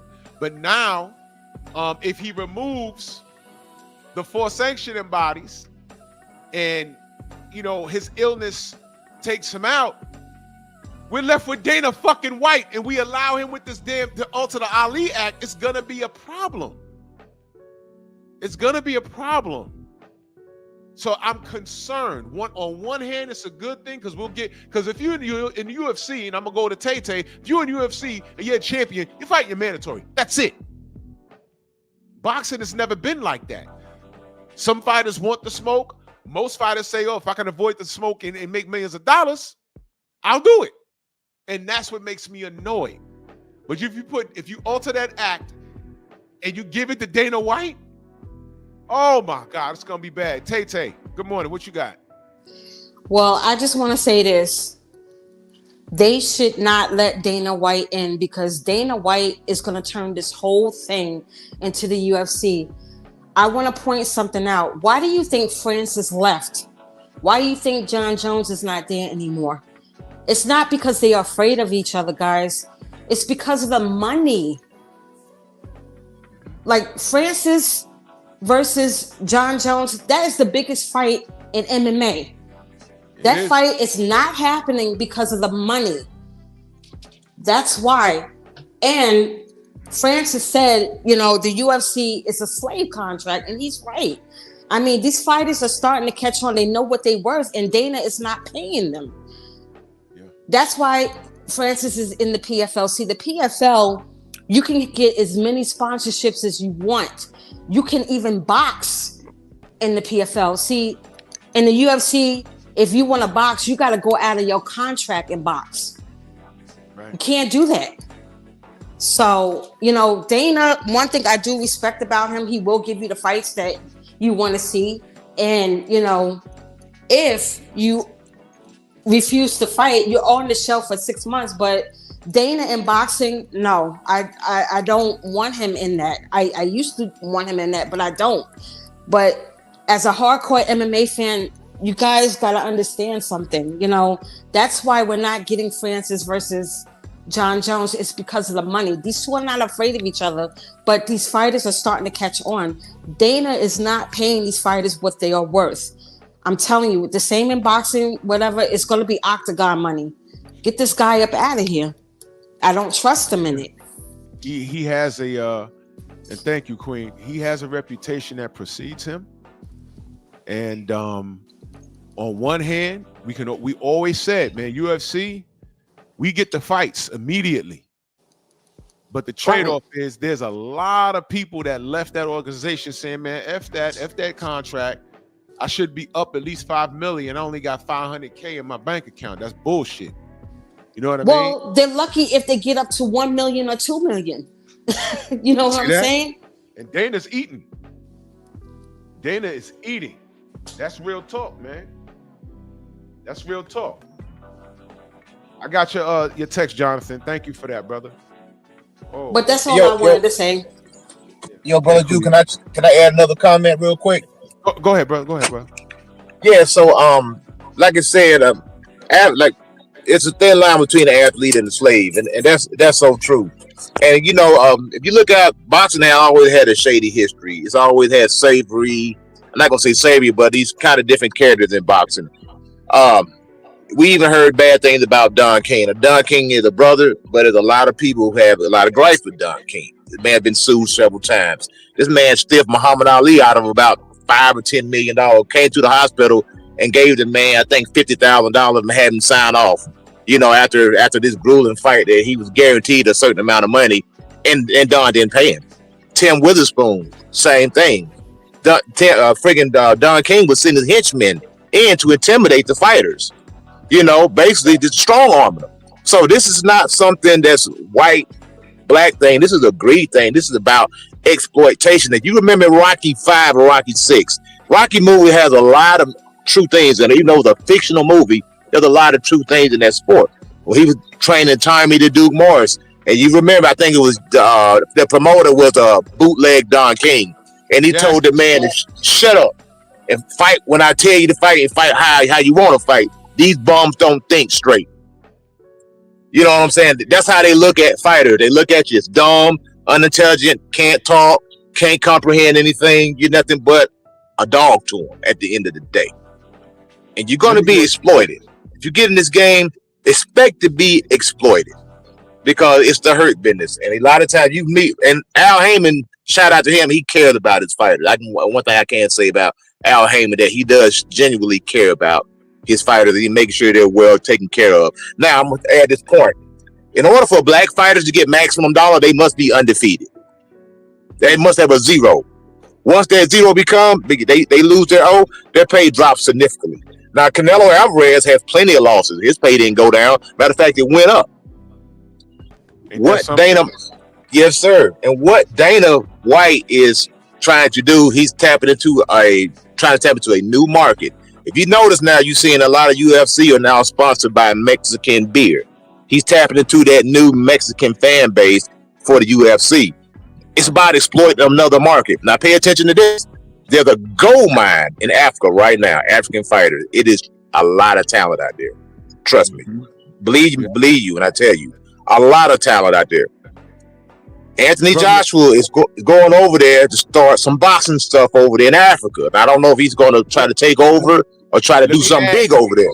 I hope he does, though. We had an event last night, and it was headlined by two black American fighters, but Amir Khan had a lot to do with that event last night, and I believe it was in Nigeria. They had African musicians performing. I watched the whole thing. They had African musicians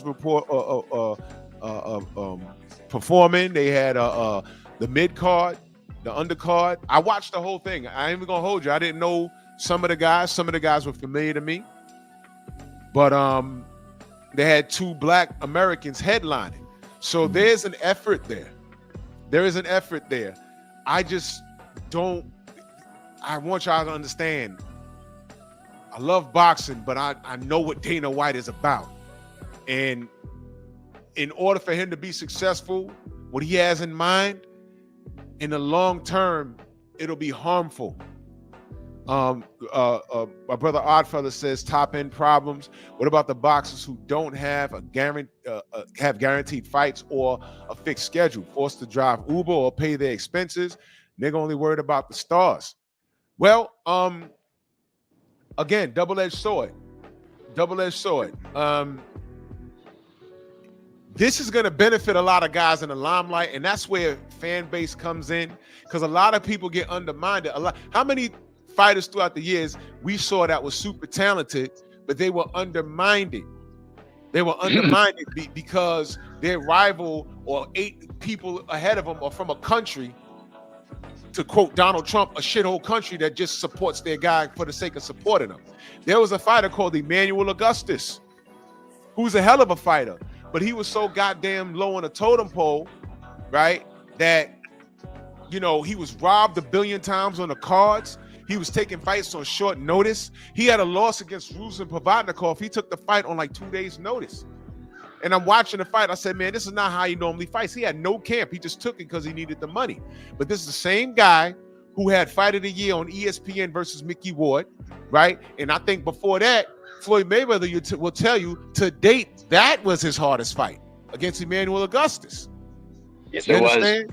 Was. So there's guys like that all in these rankings, but because they don't have a mouthpiece or a supportive fan base, or they're not just being real niggardly on social media, flashing, you know, gold teeth and doing stupid shit, they're just calm and laying in their cut.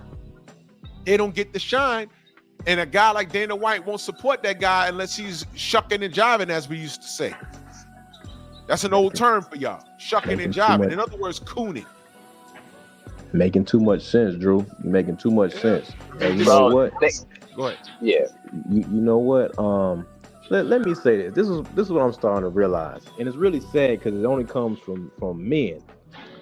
Anytime we're building on something, somebody in the chat always finds the smallest thing to disagree on, and then comes personally.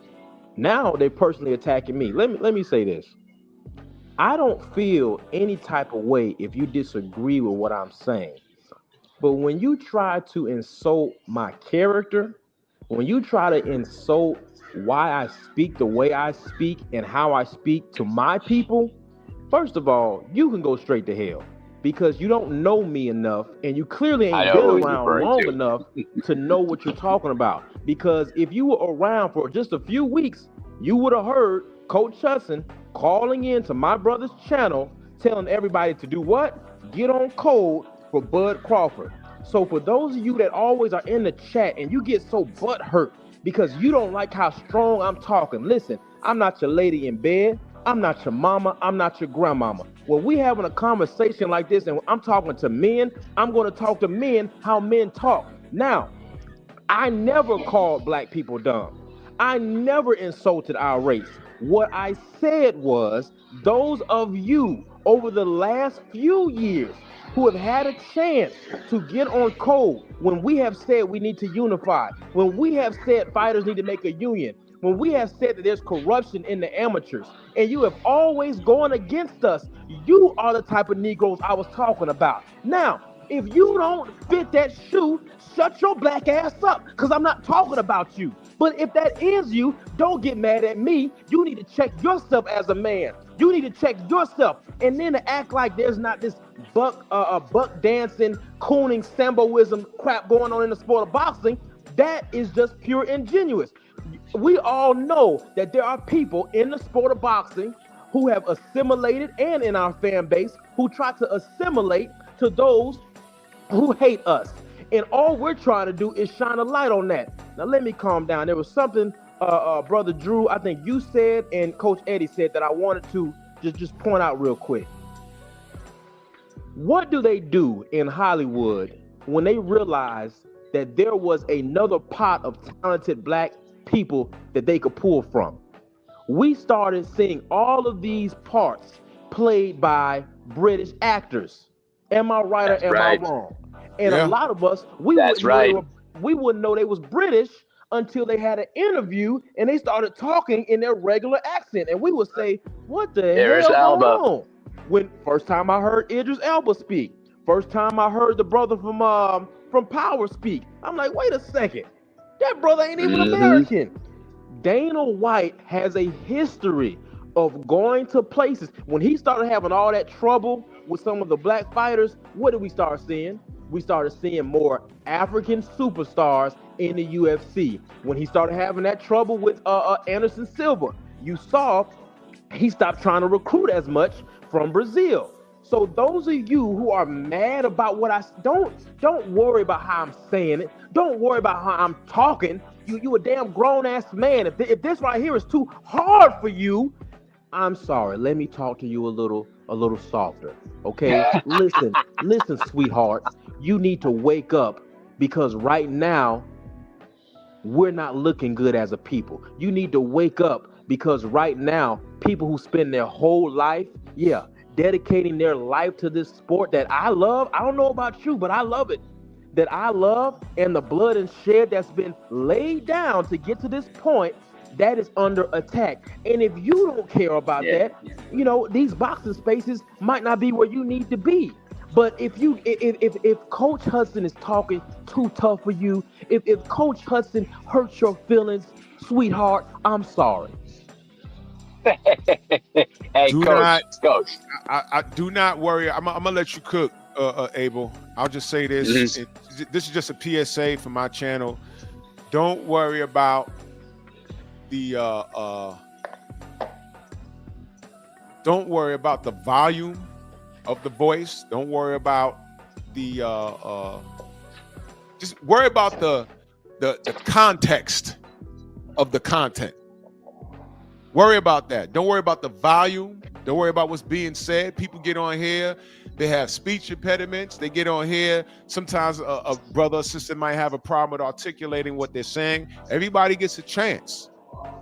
But if I can grasp what you're saying and I deem it as for the greater good, then I want people to speak on it. Not everybody's a rocket science or an English major or perfect at public speaking. I understand. But I want everyone to have their say. And I'm just deeming that this Dana White thing is a bit dangerous for me. Go ahead, Abel. Yeah, I was gonna say, listen, you don't have to like how the tone was being said, but you have to respect the message that's being sent. That's the point that Coach Chosen is trying to tell y'all. You understand? And also on a little jokeful sidebar, hey, Mr. Sheldon, worry about your master Brett Favre over there. Go get your traveling papers right now because you still ain't allowed to travel outside of Mississippi. All right? Now, beat it with that nonsense. Quit calling me an alien, man. For real. Anyway, crazy ass Mr. Sheldon. Anyway, the thing is though, bro, like, oh wait, somebody gotta go on mute. Okay, thanks. Delano. Go ahead. Okay, go ahead. for sure. Okay, I'm gonna say this real quick though. Don't think for a second that Dana White is gonna screw these fighters over. He's already done it in the UFC, and he'll gladly do it in boxing. And especially, one other promoter he would love to take out of business, Bob Arum. We know that Dana White hates Bob Arum. Those two have not liked each other for decades. Don't you think for a second that he would love the opportunity to buy out Top Rank and get rid of Bob Arum out of boxing? Then there's that. And Bob Arum is already 104 years old. Any day now, he literally, I'm not kidding, y'all. He's knocking on 100. Any day now, literally, he could just like not wake up. And then what we got? You know what I'm saying? Right. I mean, right. I think Dana sees an opportunity. I mean, what better way than to monopolize ultimate fighting in boxing? We gotta watch this guy. Look, I'm gonna go on record saying he's not our friend. No, he's not our friend at all. At all. If Mauricio Suleiman and Gilberto Mendoza and Bob Arum, and I'm gonna put down people's there too. If these sanctioning bodies are not our friend, what makes you think that Dana White is our friend. I don't trust this dude. No, not at all. At all. I really don't. And here's the other and here's the other part, Drew. Here's the other big thing. You don't think for a second that he would love to buy out Golden Boy Promotions? He don't even like Oscar De La Hoya either. He don't like a lot of these other promotions. Don't you think for a second that he would love to buy out all these promotions, all the main promotions in the United States of America, and basically centralize everything to himself? He's trying to monopolize the entire fighting industry. He's already done it in MMA. He's already done it already. So what do you think for a second? He's going to pretty much try to buy out all the sanctioning bodies, get them out of business, get rid of all the promoters, get them out of business, and make it into one centralized body. And he's got the means, he got the resources to do it. He's like another Vince McMahon. Remember how Vince McMahon basically bought out all the territories and all the promotions out of business during the 80s and the 90s, and now you see WWE where it is now. I'm telling you, Dana White is a savage, guys. I'm telling you, he's going to be looking to try to monopolize the entire fighting industry. That's his long-term goal before he dies. Mark my words. Yeah, this is we can hope for the best. We can always hope for the best, but I'm not confident, man. I'm not even gonna hold you. Right. I'm not confident, man, and I don't trust Dana White. I don't trust Dana White. I really don't. This could be a whole problem. This could be a whole problem, and like I said, Bob Arum, he ain't got much time left. You know, we don't like, I call Mauricio, I call him silly man. You know, I don't like it. You know, Gilberto Mendoza turned me off at the WBA. And on one hand, I'm like, man, F these sanctioning bodies. It's because of them we don't get the best fighting the best. So I'm happy that Turkey came through and he's regulating. But what happens when Turkey's done regulating? Because I know he was sick. I didn't want to, you know, harp on it, but I knew he was sick. And I know how sick he is. Now, what happens, you know, when he eventually leaves, and now Dana's in charge of all of that. And then, but he's laying the groundwork right now, playing with this Muhammad Ali Act. We got to be cautious. We can't just say, "Hey, man, you know, we're doing what we're doing here. We get what we want." The trade-off in the long term is, what about the guys that we like watching? You see, I come from the era where I grew up watching Tuesday night fights, Friday night fights. There was a Sunday night fights on USA back in the day. That's right. A lot of y'all don't remember that. That's me. I was watching boxing on Telemundo and Galavision. Nothing was in English, but I love the sport. So I don't mind. I watched the whole event yesterday. Some of the fights was an eyesore, but it's not the worst thing that I've seen. You know, I would love to go back to those days, but the reality is there aren't fight fans, at least in America, like that anymore. But can Dana White, with his marketing ploy, shove boxing in our face like that? He might be able to, but the trade-off is how much of that will be marketing schemes, how much of that will freeze out the fighters coming from these gyms and from the U.S. boxing program. How many of those guys will be frozen out of opportunities because they're not flashy enough? There's always that. Thank you. And Dana White is about his bread. He will take a guy that's subpar, but looking like Ryan Garcia, if he knows he can get a return on investment with that guy and promote him as Jesus, rather than a dark-skinned kid with woolly hair, you know what I'm saying, from West Bubblefuck USA. Right. Unless they could put some sort of he's a middle-class kid, but he has to have a fucked-off story. His mama gotta be on crack, and this, that, and the third, and that's where that WWE motherfucker comes in with the storyline. Thomas is right. We went to a Caleb Walsh fight at the theater in Madison Square Garden. Yo, coach, you know what I saw over there? First of all, we walked there. I didn't know it was gonna be this serious. So me and Thomas go, right? I look behind me. I said, "Is that Larry Holmes?" So I said, "What the fuck is Larry Holmes doing?" I said, whoa. Larry Holmes is here. I said, "Oh, okay." You know, shook his hand, called, because Larry Holmes is my dad's favorite fighter. I called my pops on the phone, put him on phone. I said, "Hey, man, you're my dad's favorite fighter. He said, well, is he with us? I said, no, he's not here. He said, oh, is he still alive? I said, oh, yeah. He said, well, call him. I put my dad on the phone with Larry Holmes. That was at a Caleb Walsh fight. So then I started saying, who the fuck is Caleb Walsh? When we went inside, Blue Blood was there, and I noticed, I said, is that fucking John Jones over there? Triple H was there. I said, wait, what the fuck is going on? I said, wait, like there was a lot of Irish people there. I said, hold on a minute. Who's this Caleb Walsh dude? Nobody, because that fight, incidentally, I thought he lost. So he's not no world beater. But I said, this guy got a machine behind him. Because I'm looking around, you'd have thought an A-class fighter was there. And it was him. And I'm not saying he's trash, but I didn't know. I said, God damn, he got a machine. He's Irish, off the boat Irish. That's the same day I told y'all when I was walking out, an off the boat Irish dude. Hey, Drew Titan. I'm like, yeah. He said, oh, yeah, that's wonderful work you do with when you're reporting on Daniel Kinahan. I said, oh shit. He's off the boat. I said, wow. I'm reaching ears now. Yep. And shout out to Art Hostage, because he's the one that put me on game. But this guy who is cousins with somebody in Fury's camp. Man, Thomas in the chat, he could tell you. Irish dude talk. I said, holy shit, that's crazy. But I'm looking around like, wow, and Dana White was there. I said, what the fuck is all these UFC dudes doing here? And I'm like, oh shit. And we just saw Caleb Walsh on a Riyadh season card, did we not? We just saw him. Sure did. Now, I know several guys that are better than him, but they have no machine.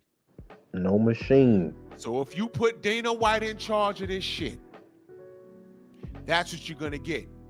We're going to get fights that we want from up top, but what about the guys that are putting in work? Are they even going to get? Are they even going to get a look?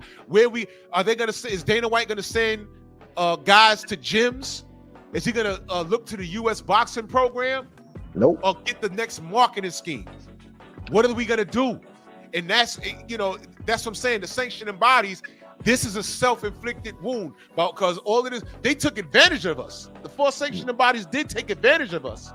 But the flip side is, Turkey did come in and set some records straight, but if he gives us to Dana White, it's going to be the same old, but under one nation, under that groove.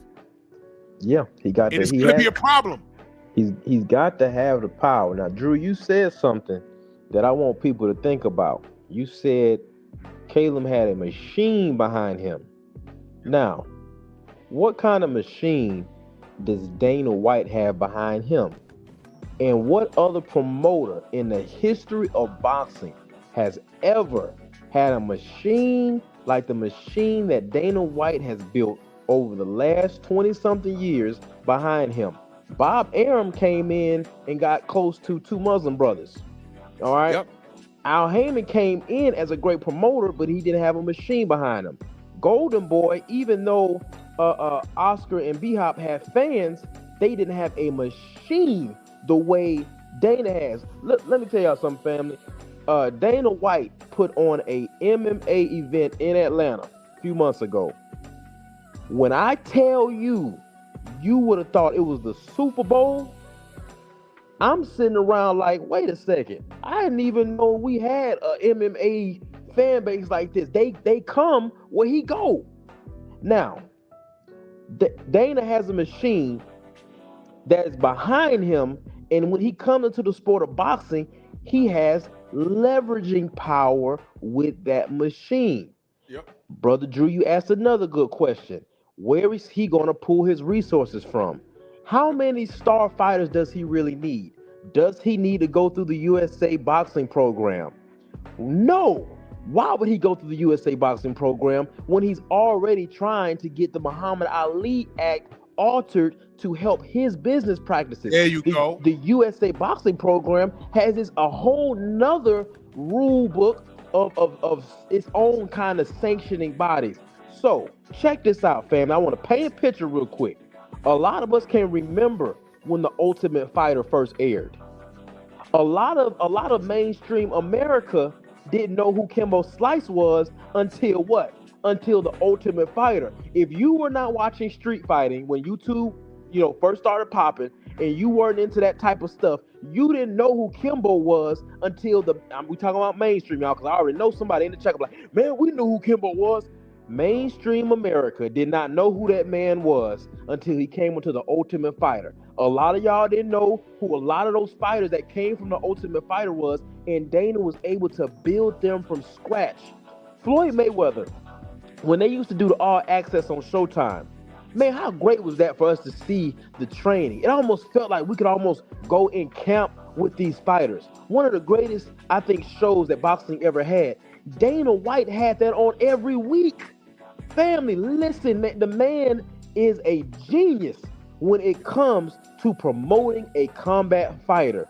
All he needs is the Ali Act out the way. And That's when right. it happens, when he gets it out the way, what we need to understand is, because what they're used to doing, they're used to taking the gold medalists from the Olympics and they shelf them. They shelf them or they drag them out.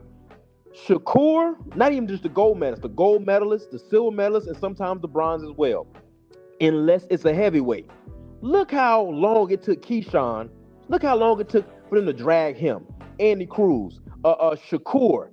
These people should have been hitting the ground running. They should be the biggest things in the sport of boxing. But instead, you all see, it doesn't work out like that. The same thing with what's the brother's name that just fought Devin Haney? Ramirez. Ramirez was almost the first undisputed Mexican American champion at that weight class, but he had lost before, I believe, 2 fights before Devin Haney. So if Dana White gets into the position that he needs to be in, family, think about it. Think about it. Why is Dana going to go through the traditional route, like Drew just asked? Where is he going to pull his stars from? He doesn't have to, y'all. He knows how to build them from scratch. Now, imagine all of us that grew up used to seeing boxing on Monday, Wednesday, Friday night, Saturday if it's a big event, and sometimes Sunday as well. Imagine turning on the television, turning on Fox, and now Dana has created a series where it follows fighters from high school to college to going pro, and it's on every week. It's on almost every day. It's playing on world news channels, commercials everywhere. The same way they promote the UFC on ESPN, Fox Sports. Man, y'all better wake up. Man, they already know that they already know that they're gullible. You know how I know the world is gullible? Ryan Garcia. Y'all are so goddamn gullible, man. That kid ain't shit. Mm-hmm. Y'all overlooked everything that he's done. Y'all overlooked everything that he's done. That's how I know these guys ain't real boxing fans. Dana is only flirting with this because he knows how gullible you are and all he sees is dollar signs. He don't care about the sport. He cares about his bottom line. Mm-hmm. Man, the Olympics already said that, some Olympics, they said it's so corrupt, we want to do away with it. Remember when I did the live stream, y'all? Yep. And I said, who's coming in to try and save the Summer Olympics, the boxing program? Mauricio Suleiman of all people? Mm-hmm. I did that live. Yep. And I told you, we in trouble. If this guy has to come back, if Mauricio Suleiman has to spin the block and save Olympic boxing, we're in trouble. I said this. You did, Drew. You sure did. And now look. You sure did. You pointed it out. And you know what? I realized, Drew, that a lot of us can't see because a lot of times we look through the lens of our own culture. So let me point this out real quick. Who remembers that series that used to come on BET when LeBron did that street tournament? I do. Back in the day, for those that don't remember, it was Team New York, I think Team New York, Team Chicago, Team Philly. They had like some inner city teams. And LeBron was one of the owners of the teams. Now, this series was on for a few weeks, but man, it was the highest grossing sports anything at that moment, at that time. Now, think about how big that was for the culture, for us as black men seeing, street basketball on a series where we can, watching on BET. We seeing LeBron at the ballpark. They going to the Rucker. We like, yo, this is crazy, right? Now, family, what that was to us, this is what this is going to be to a lot of his white male audience who outnumber us in America. If you don't, I think sometimes we think, oh, well, I wouldn't watch that. So that, nah, family, look, why did MMA and UFC appeal to that crowd a little bit more? Well, for a long time, they got tired of seeing us whooping that ass in boxing. So they started to move the UFC to having some better rules, to having, you can grab now, you can do ground and pound, you can wrestle now. So that intrigued them. That intrigued a lot of that white young male audience. Okay, now a lot of us love MMA, but they have a huge base there versus boxing, unless it's like an Irish guy fighting or a Polish guy fighting. Now, imagine something like that being on television 3 times, 4 times a week. Dana's not going to need USA Boxing. Dana's not going to need the sanctioning bodies. Dana White don't need our asses at that point. And that's what we're trying to just open your eyes, people. And if the fighters don't stand up, like Coach Eddie said, if y'all don't put your money where your mouth is, hey, man, it's a wrap for y'all. Y'all ain't going to have no damn leverage and power. The days of Floyd Mayweather for y'all is over with. Go ahead, Coach. Hey, I want to chime in, too. We talk about the marketing aspect. We talk about the Muhammad Ali act. Now, Muhammad Ali was a hero, right? Not only that, but the women loved Ali. Mm-hmm. The women love Oscar De La Hoya. The women love Ryan Garcia. They say, you know what? We don't want another Muhammad Ali. The closest thing that we came to, and you can attest to this, when Roy Jones was fighting, your woman was watching that fight. She did not because she liked boxing, because she liked Roy. Yeah. Am I right or am I wrong? You ain't lying. You know, and that's a part of boxing. The marketing scheme. They say, oh, this kid got the looks right here. That's why they trying to push Emilio Vargas so good, because you know what? Mm-hmm. The girls like it. The girls like it. Now, guy like Andre Ward, clean cut, nice looking dude, didn't get the push. We don't need another black guy that the white women are going to be swarming after. Demetrius Andrade fell into that same category. We don't need another guy like that the women are going to swoon over. He's no good.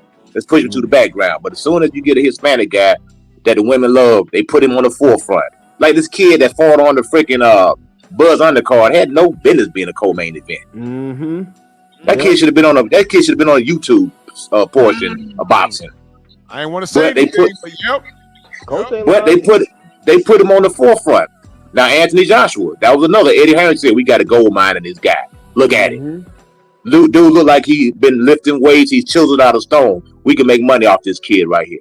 Yeah, that's what he said. Huge female fan base. You seen that when Floyd Mayweather was standing next to Anthony Joshua?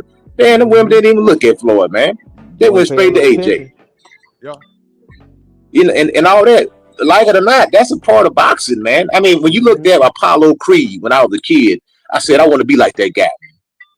You know what I'm saying? Remember the first time you seen Apollo Creed?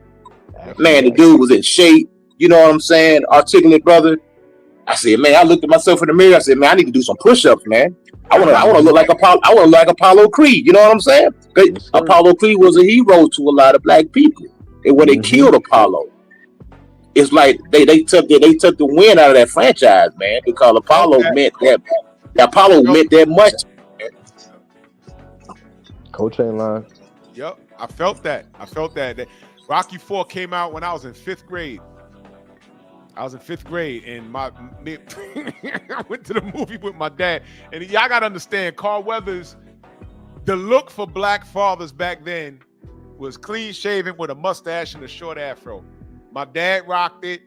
My uncles rocked it. Everybody looked like Shaft, right? And we went to see Rocky IV. My brother Junior Truth in the building. We went to go see Rocky IV, and I remember sitting in there, and when Drago got the beating Apollo ass, I looked at my pops out the corner of my eye. He was like, oh, here we go. But, you know, when he killed him, every black man in the theater, you heard them suck their teeth like, oh, really?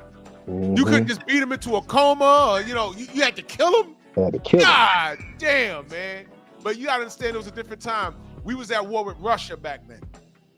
So we needed a hero, but killed the black guy. But I wanted y'all never forget that Rocky got nice because Apollo taught him how to fight like a black fighter. Don't forget that. Taught him how to move them feet. Don't forget that. There are a lot of gems in those rock. Although the fighting was corny, because when you start to like learn box, I was already in the gyms back then, and I'm like, man, people don't fight like that. But there's a lot of gems in that whole franchise. There's a lot of gems in that franchise. So I get the movies. Man, listen. That whole franchise is a lesson in itself, even in real life, because Rocky Balboa is in the goddamn Hall of Fame. Yeah, I'm waiting for them to give Creed that call. He done did 3 good movies. Yeah. What they waiting on, Drew? Man, wrong complexion for the protection. Shit. I heard well, you know, Sylvester didn't have nothing to do with the last Creed movie. Right. Yeah. So and Michael B. Jordan directed the last one himself. So you got Michael B. Jordan and Jonathan Majors. And y'all ain't calling either what? All right. I'm giving it some time. What's going on. It's a direct reflection of real life. And I'm cool either way. So that's further proof that sometimes the truth has to be interpreted. Sometimes people just come in and lollygag through life. Do y'all remember at the height of the Manny Pacquiao Floyd Mayweather situation, talking to someone that didn't really know, and all they knew was what Stephen A. Snitch and that other fool on ESPN was talking about? Floyd may or may not weather. I'm like, man, shut up, man. You don't know. And then you trying to have a conversation. Well, Floyd ducks fights, and you always used to look at him and ask him, who's he ducking? And they can say Manny Pacquiao. I'm like, well, that's one fight, and that's Manny Pacquiao's fault. Who else? You said he ducks fights, plural, more than one. Who else he ducked? They can't even tell you his last 5 fights. Nope, never. You know, so you're in conversations with people like that. That's why I really didn't get too deep into the AJ Wilder thing, because when we're talking about how to fight just makes sense for Undisputed, they start talking about body parts, legs and skinny legs, and the complexion of skin, and Alabama and AJ's perfect teeth. And I literally was in BFTB's chat years ago, and these dudes in the chat start talking about how AJ looks like he could pound a chick in the bedroom. These were men. What? See? I'm dead serious. I'm gonna put something on the screen. I'm gonna show you something. See, that's crazy. This was an email sent to BFTB. Read that. What the hell? Look at that. Look at that. That's crazy. And I remember Malik Scott was saying something similar, saying that AJ makes straight men go the other way. He made that comment, and people took it out of context. But no, Malik Scott said that. Yeah. This is the guy that everyone's up in arms over. Look at this picture. Who the fuck takes a picture like this? Now, no, granted, he'll whip the average motherfucker ass, but at no point do I look at this picture and say, yeah, that's one of the GOATs. Get out of here. Hey, Drew, look at what J-Man said, man. That is crazy. J-Man said, crazy how Creed cameoed Crawford and Canelo. And now look what transpired. Now that's crazy. I forgot about that. That's right. Canelo damn sure was in that movie. I forgot about that. Should have been Bud the whole time. Yeah, that's crazy. Bud was undefeated back then too. Should have been Bud. That's divine. And Canelo had losses back then. Yep. Oh, you kidding me? That went right over my head. Yeah, that's crazy. I didn't think about that, man. Oh, snap. Jay Bean in that super chat, he says that UFC at the White House will be the move to abolish the Ali Act. That UFC fight will be the distraction they need as a shield to minimize backlash. Oh, boy. Yo, family, we are up against it. And I'm concerned. I'm very, very concerned. In a perfect world, Dana White gets the baton and he does right by the sport, but he's a businessman. And the Muhammad Ali Act is in his way for what he wants to do. And I can't unsee what he's done with the UFC. I can't unsee it. And what I refuse to do is to ignore his past, because I know what this is. Come on, Yeah, now. I think a lot of people forget how heavy Trump is in boxing. This dude, he been in the boxing business a very long time, man. Long time. Let me point out what he did. He was at some boxing event when he was running for his second presidency. That god awful situation when Evander fought Vitor Belfort and lost. Vitor saluted him. I remember that. Vitor saluted him. I say, man, this dude, man. Hey, this dude. Hey, coach, I'm about to mess y'all up with this one. Now, we know Dana and Trump is cool, right? Very. Now, I'm gonna say something. I just want y'all to put everything together. Now, Julio Cesar Chavez's son got caught at the border because of ties to an organization, correct? Yes, sir. All right. Now, Dana White and Trump, they boys now. Now, who is Trump beefing with in Venezuela? Oh, shit.